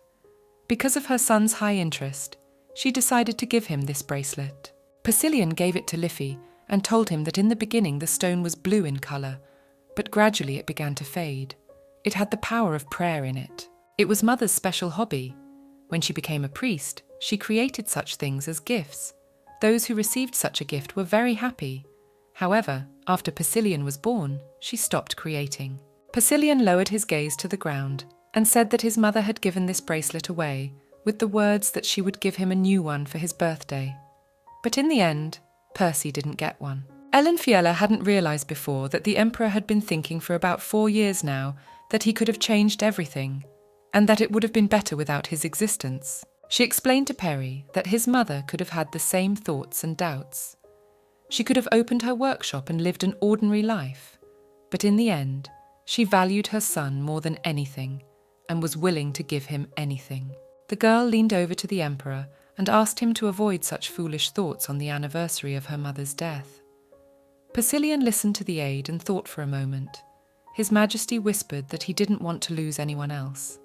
He tried to broach the subject of Liffey, but when he was interrupted, he was embarrassed and asked to return to the palace. On the way home, Liff offered to bring His Majesty some warm soup before going to bed, for he needed to warm up after being out in the cold for so long. Persilian didn't mind, which surprised Liff, since the Emperor had always refused her obsessive care before. She was going to visit him even if he refused. The girl told the Emperor that the Archduchess had come to the palace in the afternoon and asked her if the Emperor would be at the birthday party. She also mentioned a false prediction, which now needed to be confirmed. But Persilian was not interested in listening to her, and said so. Liffey complained to Percy that she did not like the threats made by the Archduchess during his absence. She also asked the Emperor to finish the imperial letter at a late supper, and allow her to enter the east side of the hall with it tomorrow. Persilian wanted to compliment Liffey, but he was interrupted by Ellen Fiella, who saw Sir Millard still waiting outside the palace. She showed the knight the sign of success and winked happily. The young men returned to the palace. Little Haemon was waiting for them in Persilian's room, and he was not happy about Ellen Fiella's absence. Persilian himself was puzzled when he saw what was happening. Sir Millard had the courage to tell the audience that he was the one who had allowed the baby to sleep in His Majesty's room, because he had been capricious. After these words, Haemon suggested that Persilian switch beds, because he wanted to sleep on something softer. The Emperor rebuked the little one for not being in his room and asked him why he had done so. Haemon replied that he wanted to give him a birthday present. Persilian refused and simply asked the kid to behave culturally so as not to spoil the future celebration. Haemon's anger was not long in coming. The little boy was not pleased that His Majesty was turned out by his gift. He asked Persilian to make a wish and took out of his pocket a gemstone stolen from a statue in the temple and gave it to Percy. Seeing Ellen Fiella's nervousness, the Emperor ordered her to tell the truth. The girl began to tell the story of the missing stone, but suddenly Haemon interrupted her. Haemon yelled at the Emperor for not thanking him for the gift of the stone. The kid's anger made the room glow red and blue, even blinding Liffey. The kid threw the stone sharply and it shattered into small pieces on the floor. A moment later, the fortune teller saw the broken gift on the floor. She tried to put the small pieces back together and began to reprimand Haemon for his transgression. For once in the carriage, he had promised her to return the stone to the statue after a short time of use. Suddenly, a miracle happened. Emperor Persilian returned to the body of a grown man. He looked at his hands and opened his mouth in surprise. Liffey and Millard were also in mild shock at what had happened. Everyone present was sure that the curse had been lifted and everything was over. However, Haemon laughed and explained to Persilian that he had returned him to his former state only temporarily. Shortly before the Emperor's birthday, Haemon's fire energy had increased, so he was able to return Percy to his former state for exactly 24 hours. Little Haemon fell abruptly into a drowsy state, for he had expended too much energy. Persilian reprimanded him for not using his magical powers properly. The little man fell back into anger as he expected an expression of gratitude from the Emperor, but instead he received another rebuke. After a moment, Siccar forgave Persilian and fell abruptly asleep. Opening his eyes, Haemon told the Emperor that the moment he had made the wish, he had asked for everything to be returned to normal. Percy nodded reluctantly, but the little man added that he was obliged to fulfill it, since it was the wish of 2 people. Persilian looked sharply at Liffey, which made her lower her gaze in embarrassment. The girl thought that at that moment, the Emperor was thinking about what punishment to choose for her because of the prolonged joke. After all, She had never been able to help him. Persilian approached the assistant, gently placed his hand on her head, and told her that she was much shorter than he had realized. But Liffey did not think herself short. On the contrary, it was she who had underestimated His Majesty's stature. Persilian pressed down on Liff and whispered with a peculiar sentiment that she was small. Fiella didn't understand what was going on, or why the Emperor was acting so strangely. The next day was the birthday of His Majesty Persilian. At the feast in honor of this celebration, the nobles saw a strange apparition. The following summarizes the entire 3-month situation in the palace. With the appearance of the prince, the aristocrats patiently waited for the opportunity to become his regents, but the prince was not easily deceived by cunning tricks. He possessed the ability to decide matters of state. Since all the official and significant events for the state, such as Holy Day and Empire Foundation Day, were going well, some people said that it was all a drawn-out joke of His Majesty and he was in the palace the whole time. But at the feast, the people saw the empty throne. As a result, looking back over the past year, the aristocrats came to the unanimous conclusion that Emperor Persilian had decided to abdicate and hand over the affairs of state to his heir. During the celebration, the aristocrats were discussing the current situation, one of the results of which would be the appearance of a new emperor in the person of Prince Perry. They all whispered and hinted to each other that a regent might soon appear in the palace. Suddenly, one of the aristocrats called out that the fortune teller had seen a vision the other day, which said that today, during the celebration, the spirit of the emperor would appear from the east side of the hall. Another nobleman emphasized that Prince Perry believes in this prediction very strongly because he ordered the servants to put his father's throne in the ceremonial hall. The man hopes that all the people will see His Majesty today, otherwise it will be a big disappointment. The conversation was interrupted by a surprised cry from one of the knights. He saw His Majesty Persilian entering from the east side of the hall. The emperor entered the hall, greeted the guests, and sat down on the throne. Afterwards, he resented the surprise of the people. He said that his presence was obligatory, for everyone had gathered for the purpose of wishing him a happy birthday. He also noted that everyone looked at him with a strange look, as if they had seen someone who was not supposed to appear. Liffey watched the reaction of the aristocrats who rushed to congratulate His Majesty. She realized that the people had a very different attitude towards Prince Perry. The aristocrats were still able to show their joy at the emperor's appearance. It turns out that his bad reputation remains only at the level of rumors. The Archduchess Dipka arrived to greet and congratulate His Majesty. She did not show much joy at this meeting. Modestly wishing the emperor long life, she wanted to leave, but Persilian suddenly spoke to her. The lady asked him where he had been for so long, to which the emperor told her not to entertain false hopes. These words caused the Archduchess to change in her face, and she said that she had no bad thoughts on the subject. She was worried about the problems that had arisen during His Majesty's long absence. The emperor stopped the altercation and tried to act proudly with the unwanted interlocutor. Liffey noted his behavior for the better, for the emperor had been known as a boor before. The Archduchess asked to see Prince Perry, and Fiella brought the child wrapped in a cloak to Persilian.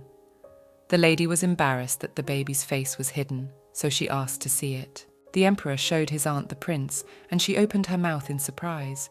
She explained that until today, she had thought that Prince Perry and His Majesty were completely different, but today's meeting had shown her otherwise. In fact, instead of a prince, it was little Haman, who briefly used Persilian's manifested magic manna and incarnated into the image of the little emperor. In return, Persilian promised to call him the Great Emperor for the rest of the time. The little one immediately agreed to this arrangement. However, there was a great danger that the cloaking magic would dissipate due to its minimal level, so a mission was undertaken to quickly disappear the child from the ball. After showing the baby, His Majesty announced to all present that little Perry was very tired and had caught a cold in preparation for the feast, so he needed to go on vacation. He gave the baby to his assistant Elaine and continued the celebration.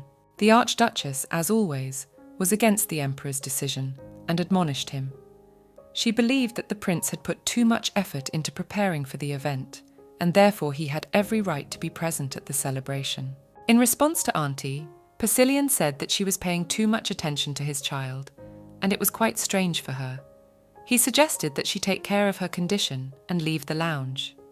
The mistress was hurt by his words and left. There was a commotion in the hall.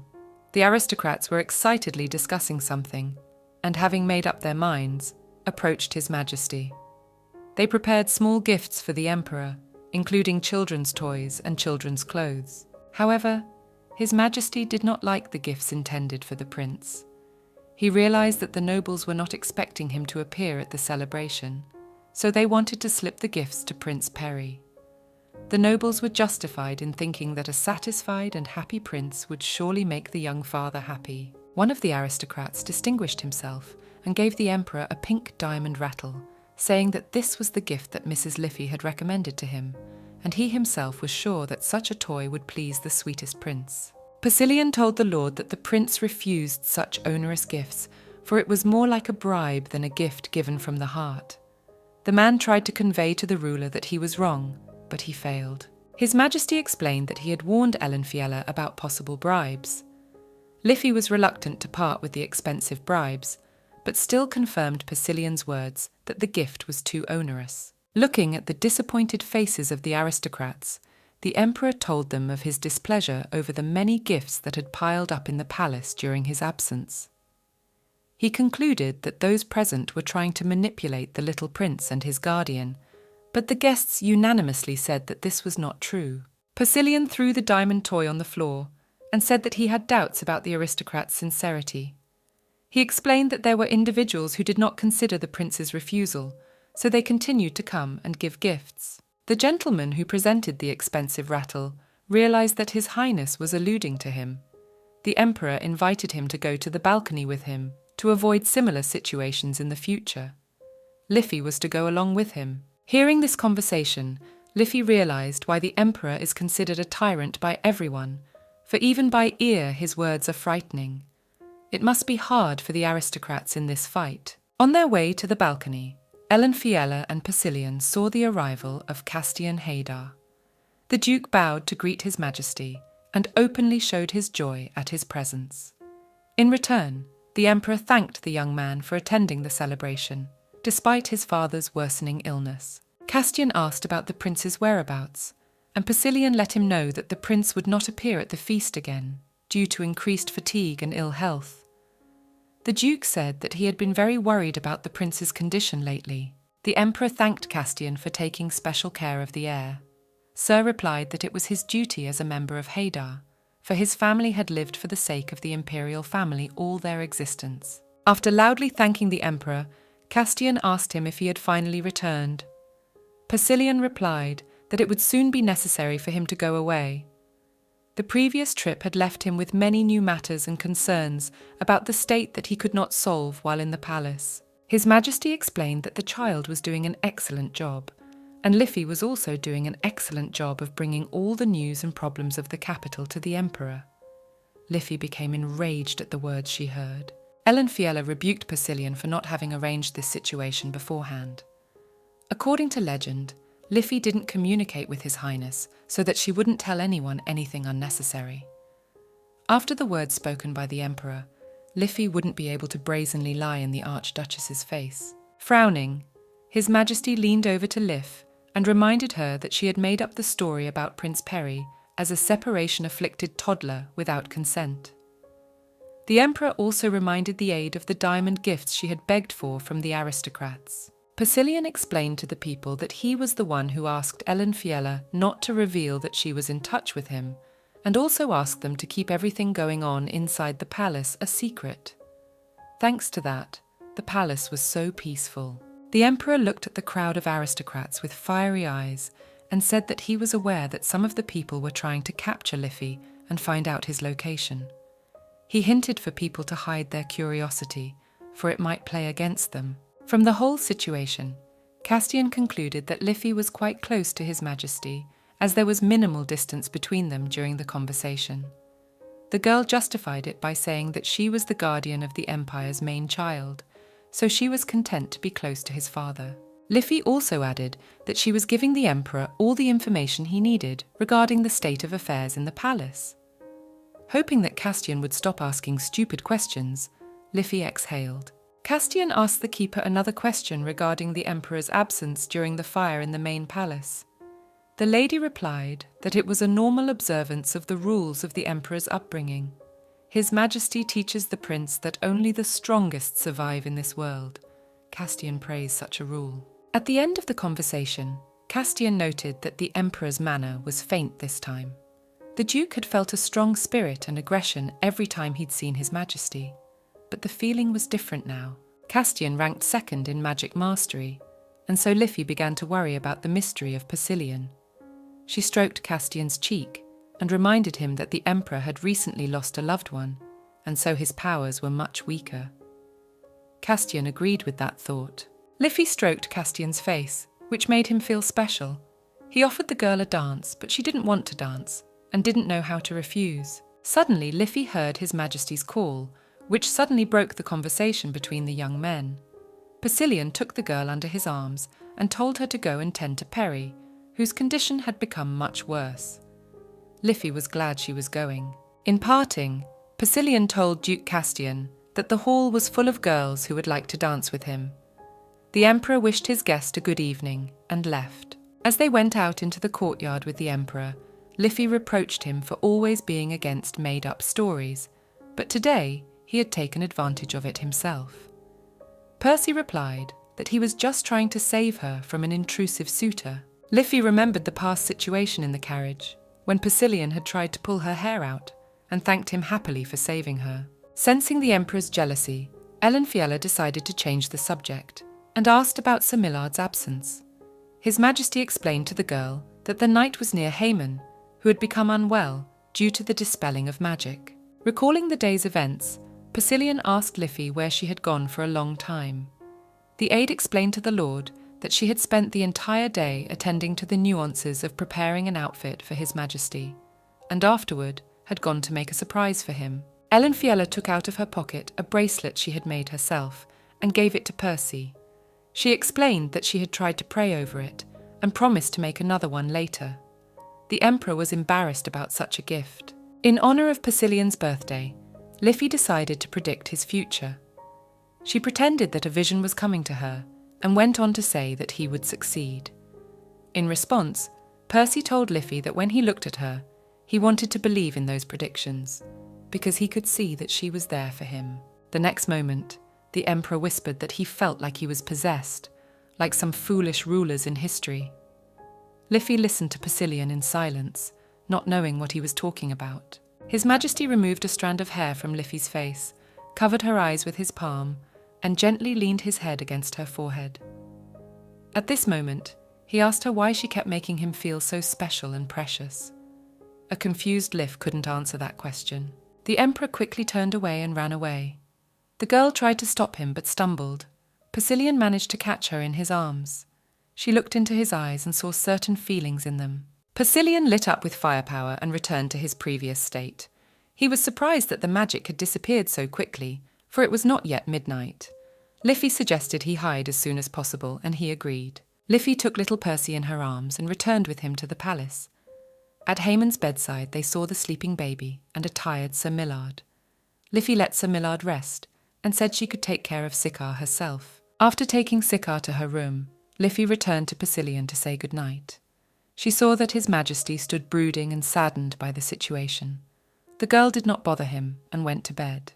Fiella analysed the day's events before going to sleep, and she could not get the moment with Persilian in the courtyard out of her mind. Her heart was beating fast at the mere memory of it. After a while she was able to calm down and fall asleep. The whole story of Persilian de Eckerhardt's complicated life is told below. It was complicated by the fact that his birth was not a blessed one, for he was born of a chance affair between a priestess and an emperor. The emperor, who was circumspect, refused to care for a woman whom the Pope in anger had struck off the list of clergymen. When the empress's family voiced their displeasure about Belia, he gave her the most remote palace in the imperial castle and never visited her again. Little Persilian did not know his real name for a long time, for the emperor had given him a name very late in life, and his mother was unwilling to call him by such a name. She treated him simply, calling him child. It was this word that Percy first thought of as his name. Belia in the baby's eyes looked like a person who seemed to care for him forcibly and reluctantly. Belia was the only person the baby had been with since birth, so it was natural for him to think that she was his family. As a child, Persilian followed his mother everywhere and asked her a lot of silly questions that she didn't want to answer. It was strange for a small child to see the differences in hair and eye colour. In fact, Belia did not want to call Persilian by his real name, which the emperor had given, for she was afraid of becoming attached to him like a child who would hope to receive warmth and motherly love from her. Persilian always thought his mum was strong because she seemed so big to him. But one night he went to her room and saw a terrible picture that stuck in his mind. Belia was sitting on the floor, weeping and asking God about her miserable life. Little Persilian had only seen his mother in such a state once before, but he knew at once that she cried like this every night. The sight of a strong being collapsing before his eyes and crying frightened him. The realization came to him that this destruction had been happening all along. That same night, a weeping Persilian went to his mother, grabbed her by her clothes and began to beg. He sobbed, and in between tried to apologize to God for his guilt, for he did not think his mother was guilty of anything. It was the first time little Percy had fainted from crying and shock. Before Persilian lost consciousness, he felt Belia gently stroking his back, telling him that it wasn't his fault. After that night, Belia began to feel better about her child. Percy began to notice that she began to care for him little by little. Percy knew from an early age that his mother was uncomfortable around him. That was why the slight change in her condition had disturbed Persilian greatly. He tried to pick up on the notes of increased attention and always listened several times to the stories his mother read to him. Looking back from the distant future, Persilian realizes that at that valuable time for them, they simply sympathized with each other, and so their relationship improved greatly. Unfortunately, Belia only read fairy tales. She could not tell her son stories about her life. Even if something special came up during a conversation, the topic never continued.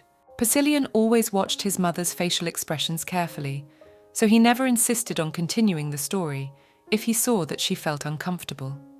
It seemed to the little boy that he was the cause of whatever had torn the young woman away from the quiet times of the past. And that was indeed the case. One day some people came to the Western Palace. They pointed their fingers at the building and mockingly compared it to an old small warehouse. These people didn't understand how someone could live in such a house. They were children with blonde hair and eyes as red as fire. Persilian realized at once who they were. Belia always taught her child what was worth knowing about the imperial family and actions to beware of. At an early age, the baby learned what he should not do. Suddenly, the 4 children of the imperial family came to the Western Palace again. Having learned the rules of etiquette, little Persilian bowed his head and bowed to the uninvited guests. He was quite embarrassed by the visit of his siblings. The children were surprised by his behavior. In response to the kind gesture, they said it was unnecessary, for they were not going to show him respect. The princess pointed out that Persilian was turning up his nose because he belonged to the imperial family, but he shouldn't do that because he was illegitimate. Such encounters with imperial children were quite frequent. The boys wanted to somehow provoke a reaction from him, so each time they bullied him, tripping him up and insulting him in the process. Every time Persilian returned dirty from the street late at night, Belia would get very upset about his condition. Self-destruction and anger were beginning to show, and she felt intense anger towards the imperial family. After all the child's unfortunate walks, Belia would take him by the hand and beg for forgiveness for what had happened. But Persilian pretended not to understand and excused the imperial children, saying that he had soiled himself. He had learned this innocent attitude from his mother. It was obvious that the imperial family wanted the little boy and Belia out of the palace. The children were counting on the fact that the mild Persilian would never be able to fight back, and his mother even less so they did vicious things at such a very young age. Persilian had always been critical of the imperial family. After all, when during the baptism of their youngest daughter, the other children bullied him, the emperor did not know about it. The children played the role of noble people in the eyes of their parents, but in reality, they were doing real stupid things. Persilian feared only to be abandoned by Belia. He, like his mother, did not like the temple or the imperial family. It even made him laugh at how stupid they were. In time, Belia realized that her child was suffering. From then on, she began to talk little by little about herself and her past life, touching on topics about the temple and her life before it. During the story, she often touched the blue bracelet and fingered it. One day, she saw a child's interested look and asked him if he wanted the same bracelet. The child was silent. Belia took off her bracelet and put it on Persilien's arm, promising him that next time she would give him a new bracelet, which she would also make with her own hands. Persilien asked his mother when this next time would be. She replied that when his birthday came. She added that it was in the winter. For the first time, little 9-year-old Percy looked forward to his birthday. On Persilien's past birthdays, there had always been a silent agreement between son and mother. Belia had always suffered on that day, so the baby wanted nothing. But this day was to be different. Over the past year, Percy had finally been able to bond with Belia. The stories of the past she told gradually became more and more. Persilien also got a glimpse into her personal space where he had never been. It was a room she used. He had never been able to go there before, but he had been there several times this year. When Persilien entered his mother's room, he saw that she was writing a letter to someone. Belia explained to her son that the letter was addressed to an old friend who could help them. Persilien thought that such a person did not exist, for he and his mother had been forgotten by everyone. At the age of 9, Percy comes up with a plan for him and his mother to move elsewhere. After all, the imperial family was in a hurry to wipe them out in this horrible city anyway. The little boy thought it would be best if he went to the emperor himself and asked his permission to move. Persilien often imagined moving with his mother to another place where they could be completely happy. He thought he could beg the emperor for such a future. After the dream appeared, Perry began to ignore the taunts and threats from the imperial children, for he hoped that soon he would not be here, and they would continue to live here, living their carefree childhood. Little Persilien thought that the siblings were incapable of committing any evil deed, but he was seriously mistaken. At that time, he could not even imagine what these noble children were capable of. The day before Percy's birthday, Belia returned from the forest and found that she had forgotten her book there. She asked her son to go and fetch it, and he agreed. He really wanted to go there with her, but his mother refused. Persilien searched all the places where his mother had been, but the book was not there. Along the way, he also looked for the very bracelet his mother had given him at the beginning of the year. It had been a long time, and the little boy decided to return home empty-handed. Persilien thought about his dream of moving, but his thoughts were abruptly cut short. In the distance of the forest, he saw a bright orange light. He realized that his home was that way. Running to the house, the little boy saw that the palace was completely engulfed in fire. Near the burning building stood a company of imperial children who did not immediately realize what they had done. At midnight that same night, little Persilien had a mana awakening. The records of that time were quite strange. It was written that there was a typhoon-like wind blowing in the western forest and a heavy rain that poured down as if from a hole in the sky. People believed that trouble had come to the city, but the great mage of the imperial palace noticed that it was a surge of mana and discovered a child standing in the midst of the turmoil. He had red burning mana that flowed all over his body. This child was someone who could create an empire and destroy it. Persilien spent the next 10 years in the magic tower. He couldn't control his mana for over a year. It wasn't just because he was living for revenge against the imperial family, but because he was tormented by guilt.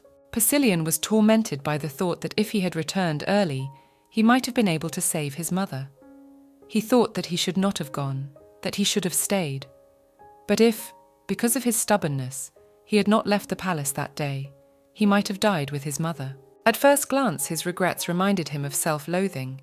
But on the one hand, despite these regrets, Persilien wanted to know the truth about the situations his mother had been accused of. During his 10 years of study in the Tower of Magic, Persilien had learned a great deal and had finally found the key to the whole story. He learned how Belia had met the Emperor, whether it was coincidence or chance. At the age of 19, at the end of the year, Persilien returned to the imperial palace. It was still a terrible place for him, and the behavior of the Emperor, who could not look his son in the eye, made the prince laugh. It was also strange for Percy to see the friendly faces of his siblings. They were uncomfortable looking at his brother, but their faces remained as angry as they had been as children. About 6 months later, the emperor made his illegitimate son the third heir. That's what Persilian wanted. He had achieved the right to the throne through his magical abilities, having once helped people remove landslides. On the occasion of recognizing yet another heir, the empress invited Persilian to a family dinner, which was held among the closest of friends. Persilian hated the prince and princesses, but in his heart, he hoped that the grown children had long since reflected and regretted what they had done. The way they looked at Percy suggested that they felt guilty about their childhood, but that was not the case. During an imperial dinner, Persilian choked and discovered that there was poison in his food. The princesses made a frightened appearance at being exposed. Naive Persilian realized that this was not an invitation to their family. They just wanted to remove an obstacle in their way, since Persilian had been given the right to inherit the throne. Coughing, Percy stated to the imperial family that he wanted to give them a chance, for he thought the children had grown up and gotten smarter. But no, the manner had reasserted itself as he spoke. On the same day, the centuries-old palace was completely engulfed in huge flames. This was the first incident in which Persilian Eckhart was dubbed as a tyrant. After killing his siblings, Persilian entered the palace and killed the emperor of the time. That night, the entire empire shook in horror. When Persilian ascended the throne, the aristocrats tried to reproach him in every way possible. One day, the nobleman Marquis Bagot told the young emperor that his behavior was not permissible. On the same day, he was beheaded by the emperor. After the new emperor came to the throne, the imperial power skyrocketed considerably. The aristocrats who criticized him changed their attitude towards him drastically, but Persilian didn't care about that. Persilian knew the story of how Belia had confronted the previous emperor one night.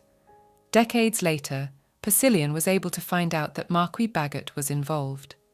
Even so, the Marquis also spoke out against Belia's affair with the emperor, and thanks to him, the servant girl was sent to live in the Western Palace. While searching for the suspicious Marquis Bagot, Persilian came across circumstantial evidence that several priests had suffered at his hands in the past.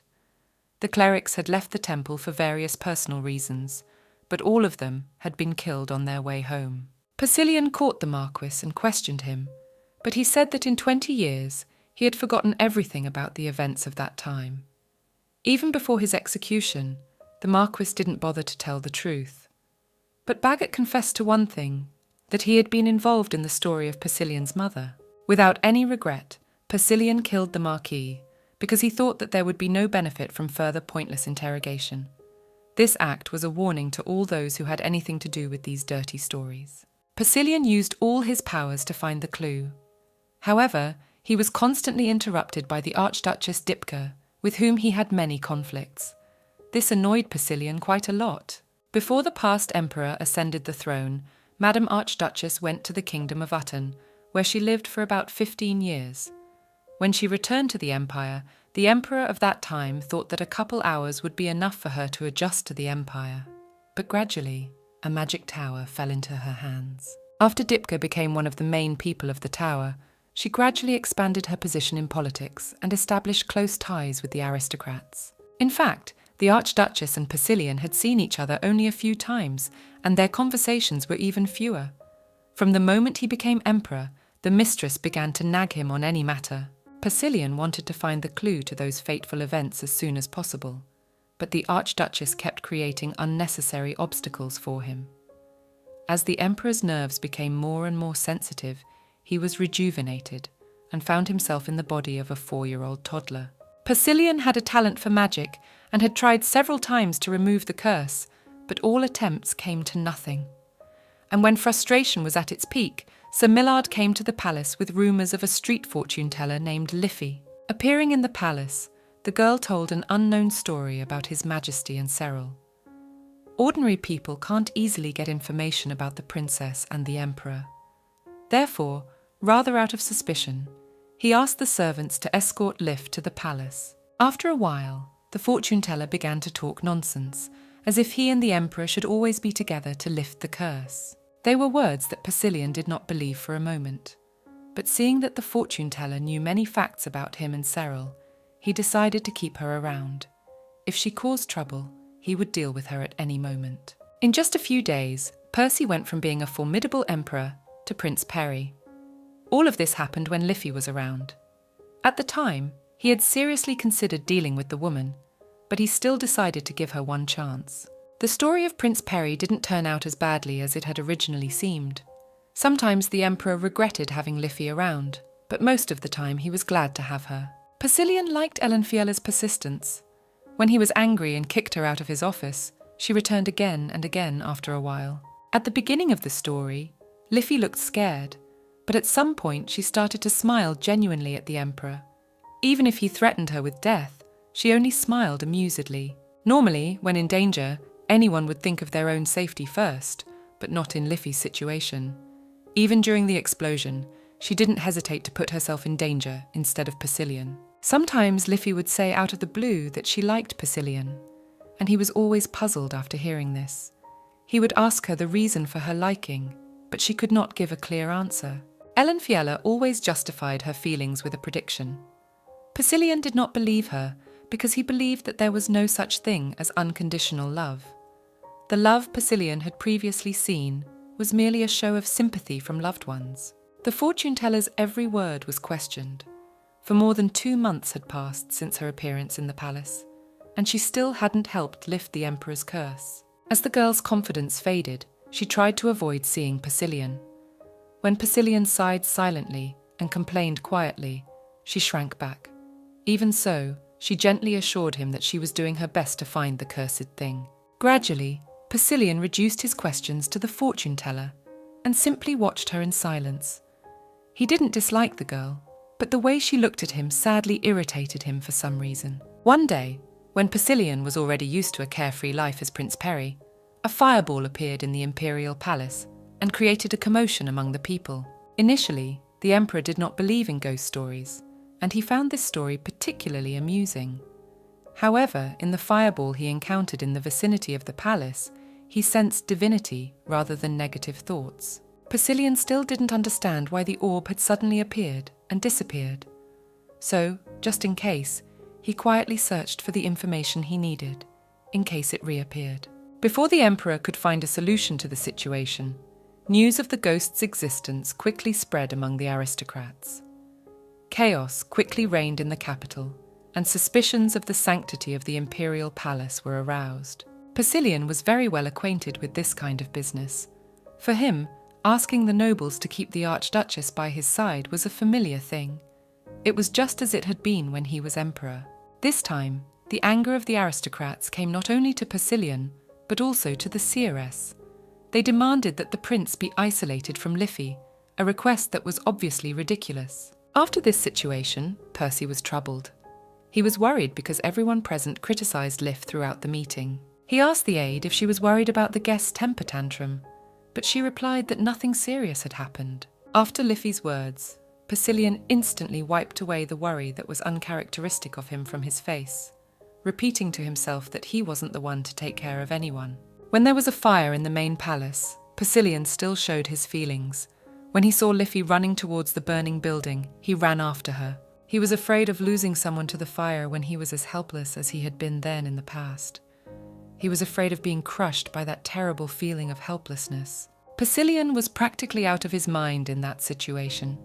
And yet, when the fire flared up again, he continued to cling to his assistant with all his might, just to protect her. As the fire flickered away, without realizing his actions, Percy's first order of business was for the prince to check that his assistant was all right.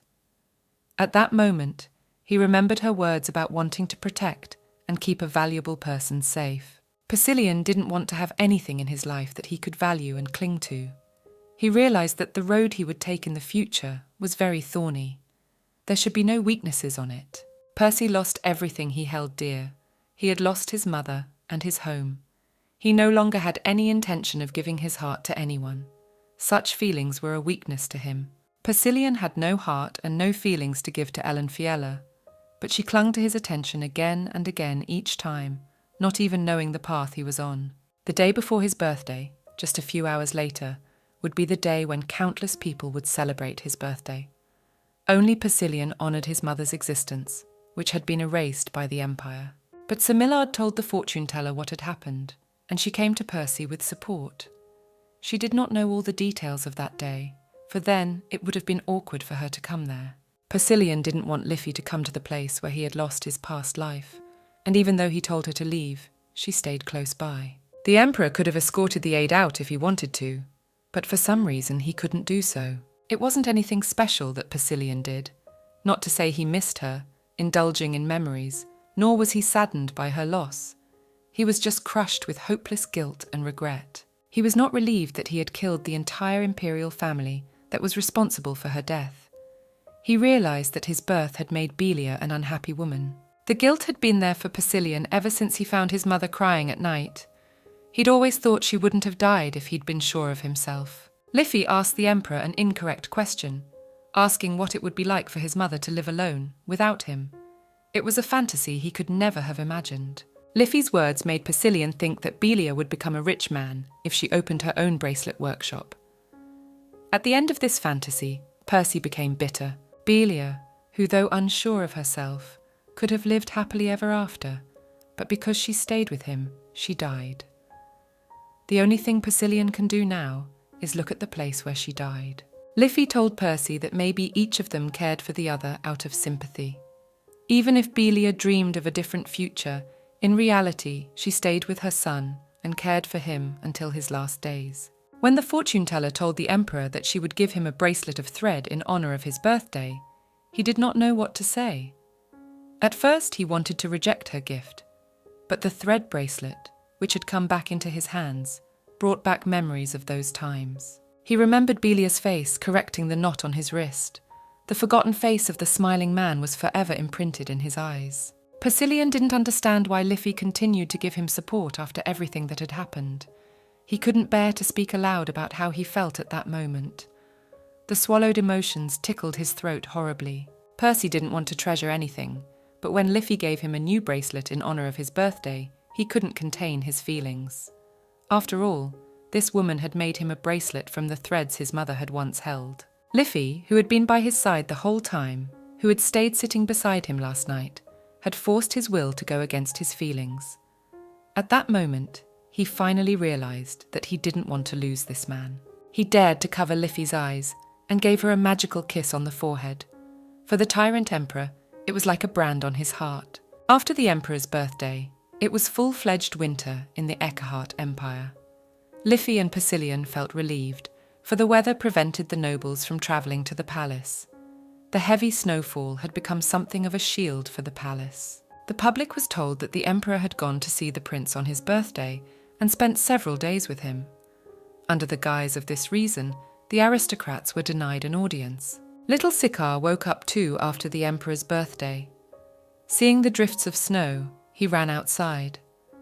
Persilian wanted to talk to him about all the problems, but Siccar asked to have all conversations only outside, so everyone went for an unplanned walk. Sicard was wallowing in the snow as if he was seeing snow for the first time in his life. Liffey asked Sir Millard about it. He said that it rarely snows in Sakine, because it is the southern part of the continent. Siccar called out to Liffey and showed her the snow in his hands. He confessed that it was the first time he had touched it, for he had tried to touch snow before, but it had melted immediately because of its fiery power. Siccar had once been a powerful dragon, capable of destroying an entire empire, but a curse had allowed him to touch snow for the first time. Persilian approached the little one and asked how he felt about the snowfall he had seen. Little Siccar was delighted. The emperor promised him that if he returned to his former state, he would allow snow to fall in Sekan as well, and that snow would never be melted by fire. The kid opened his mouth with joy, and the emperor added that he would make ice for him as well. There were no reservoirs in Sakine, but they would appear in the near future with the help of Persilian's magic. It seemed to Liffey that the emperor was giving away promises too easily. As it turned out, all the promises were made for a reason. Persilian asked the little boy how he could break the curse, for there must be a way that would return everything to its former state. Sikar said that he was able to return Percy to his original state because of the fact that on the Emperor's birthday, his fire had intensified. Sikar added that nothing was impossible, but at that moment he used a bound relic. Persilian asked what he should bring to break the curse. Elenfiela turned pale as she heard the conversation. She realized that Persilian was going to participate in the theft of the shrines, just as little Sikar had done earlier. Taking advantage of the situation, the kid approached the Emperor and offered to play with him and make a snowman in return for answering all his questions. Liffey and a disgruntled Perseolian started rolling balls for the snowman. Percy said he wasn't interested in doing such things, but he had no other choice. Sikar offered to play snowballs. Persilian got angry and asked him to answer questions. The kid said that the curse problem could be solved quickly by getting rid of the middleman. But that part he couldn't help with. It was in his power only to return Percy briefly to his original appearance. Sikar added that he can't use his abilities often because the Emperor's energy is unstable. In addition to fire, Persilian's body also contains his mother's energy. Liffey told the toddler that the Emperor's mum was a priest. The little one was surprised and said that this energy was different from that of ordinary priests. Sikar told Persilian that the curse only draws on his energy. He could easily release it and then it would be over. Percy says his energy is suppressed. The Emperor asked the kid why he himself was still unable to help himself back to his previous state. Sikar explained that by using a lot of mana, he would fall into a trap. He would go beyond the line he was confined to, for Simeon had sealed him in Sekine. Persilian realized that Sikard could do nothing but mess with his head. He offered to let the little boy stay in the ice palace he had built for him, and buried him there in anger. Unexpectedly, Sikard jumped out of the pile of snow and shouted that it was possible to use the Ardals. One of them must take on Sikar's power, sharing it with him, and then the curse could be broken without crossing the line. Persilian said the Ardals would not appear until next year, but Sikar said he sensed their presence in the Empire. He had tried to find this Ardal himself, but so far nothing had come of it. Everyone returned to the palace. Liffey told Persilian that it would be a good idea to leave Sikar in a child's body after the curse, since Sir Millard takes such good care of him. He reminds him of his dead brother. Persilian didn't understand the assistant, for it seemed to him that Sikar always looked like a child because of the curse. Liffey explained that he had used the image of a child on purpose because it was more comfortable. It goes on to tell us that the Ardal is chosen by means of a 10-day test. First, only priests can take the exam. The candidate must attest to his knowledge and purity of sacred power, including basic doctrines, theology, history of religion, and the words of the saints. Sikar became curious about the selection process of the Ardals, and so he and Liffey came to the temple under the pretext of Haemon's studies at the temple. The bishop personally took on the task of educating the little boy. He wanted to raise him to be the next supreme pontiff. Ever since Sikard entered the temple, the bishop has had a smile on his face. Sacred vows are engraved on the floor in the column of the temple fountain. When a candidate dips his hand into the water and the vow glows blue, the true Ardal is in front of the fountain. It is believed that the water itself rose from the fountain when the superb Ardal appeared. Liffey began to worry about her lies. Ardals have high divinity, their eyes see everything. If an Ardal appears at the exam, Elenfiela should leave the temple quickly, lest the truth come out. The bishop said that the Ardal who was able to raise the water from the fountain died on the way to the temple. Having inherited the power, he prayed for about 10 days, then went to the temple, and on the way, he threw himself off the bridge with the carriage. The Lord added that an Ardal is selected every 12 years, but the death of an Ardal was unusual, and so a new selection test was conducted a couple of years later. According to rumours, this was Simeon's punishment. The priest escorted the guests back. On the way, Liffey asked Sikar if he could use his powers with the Ardal. Liffey asked Sikar if he could use his powers with the Ardal. Once the curse was broken, Prince Perry would disappear forever. Liffey didn't understand how they would explain his whereabouts to people. She also realised that she would be sad because she wouldn't see the Emperor in such a cute image again. On the way home, Liffey asked Sikar about his brooding look. He explained to her that the priest had mentioned the death of the Ardal, which had happened 100 years ago. Sikar waited for him to come, but when he did not, he fell into slumber.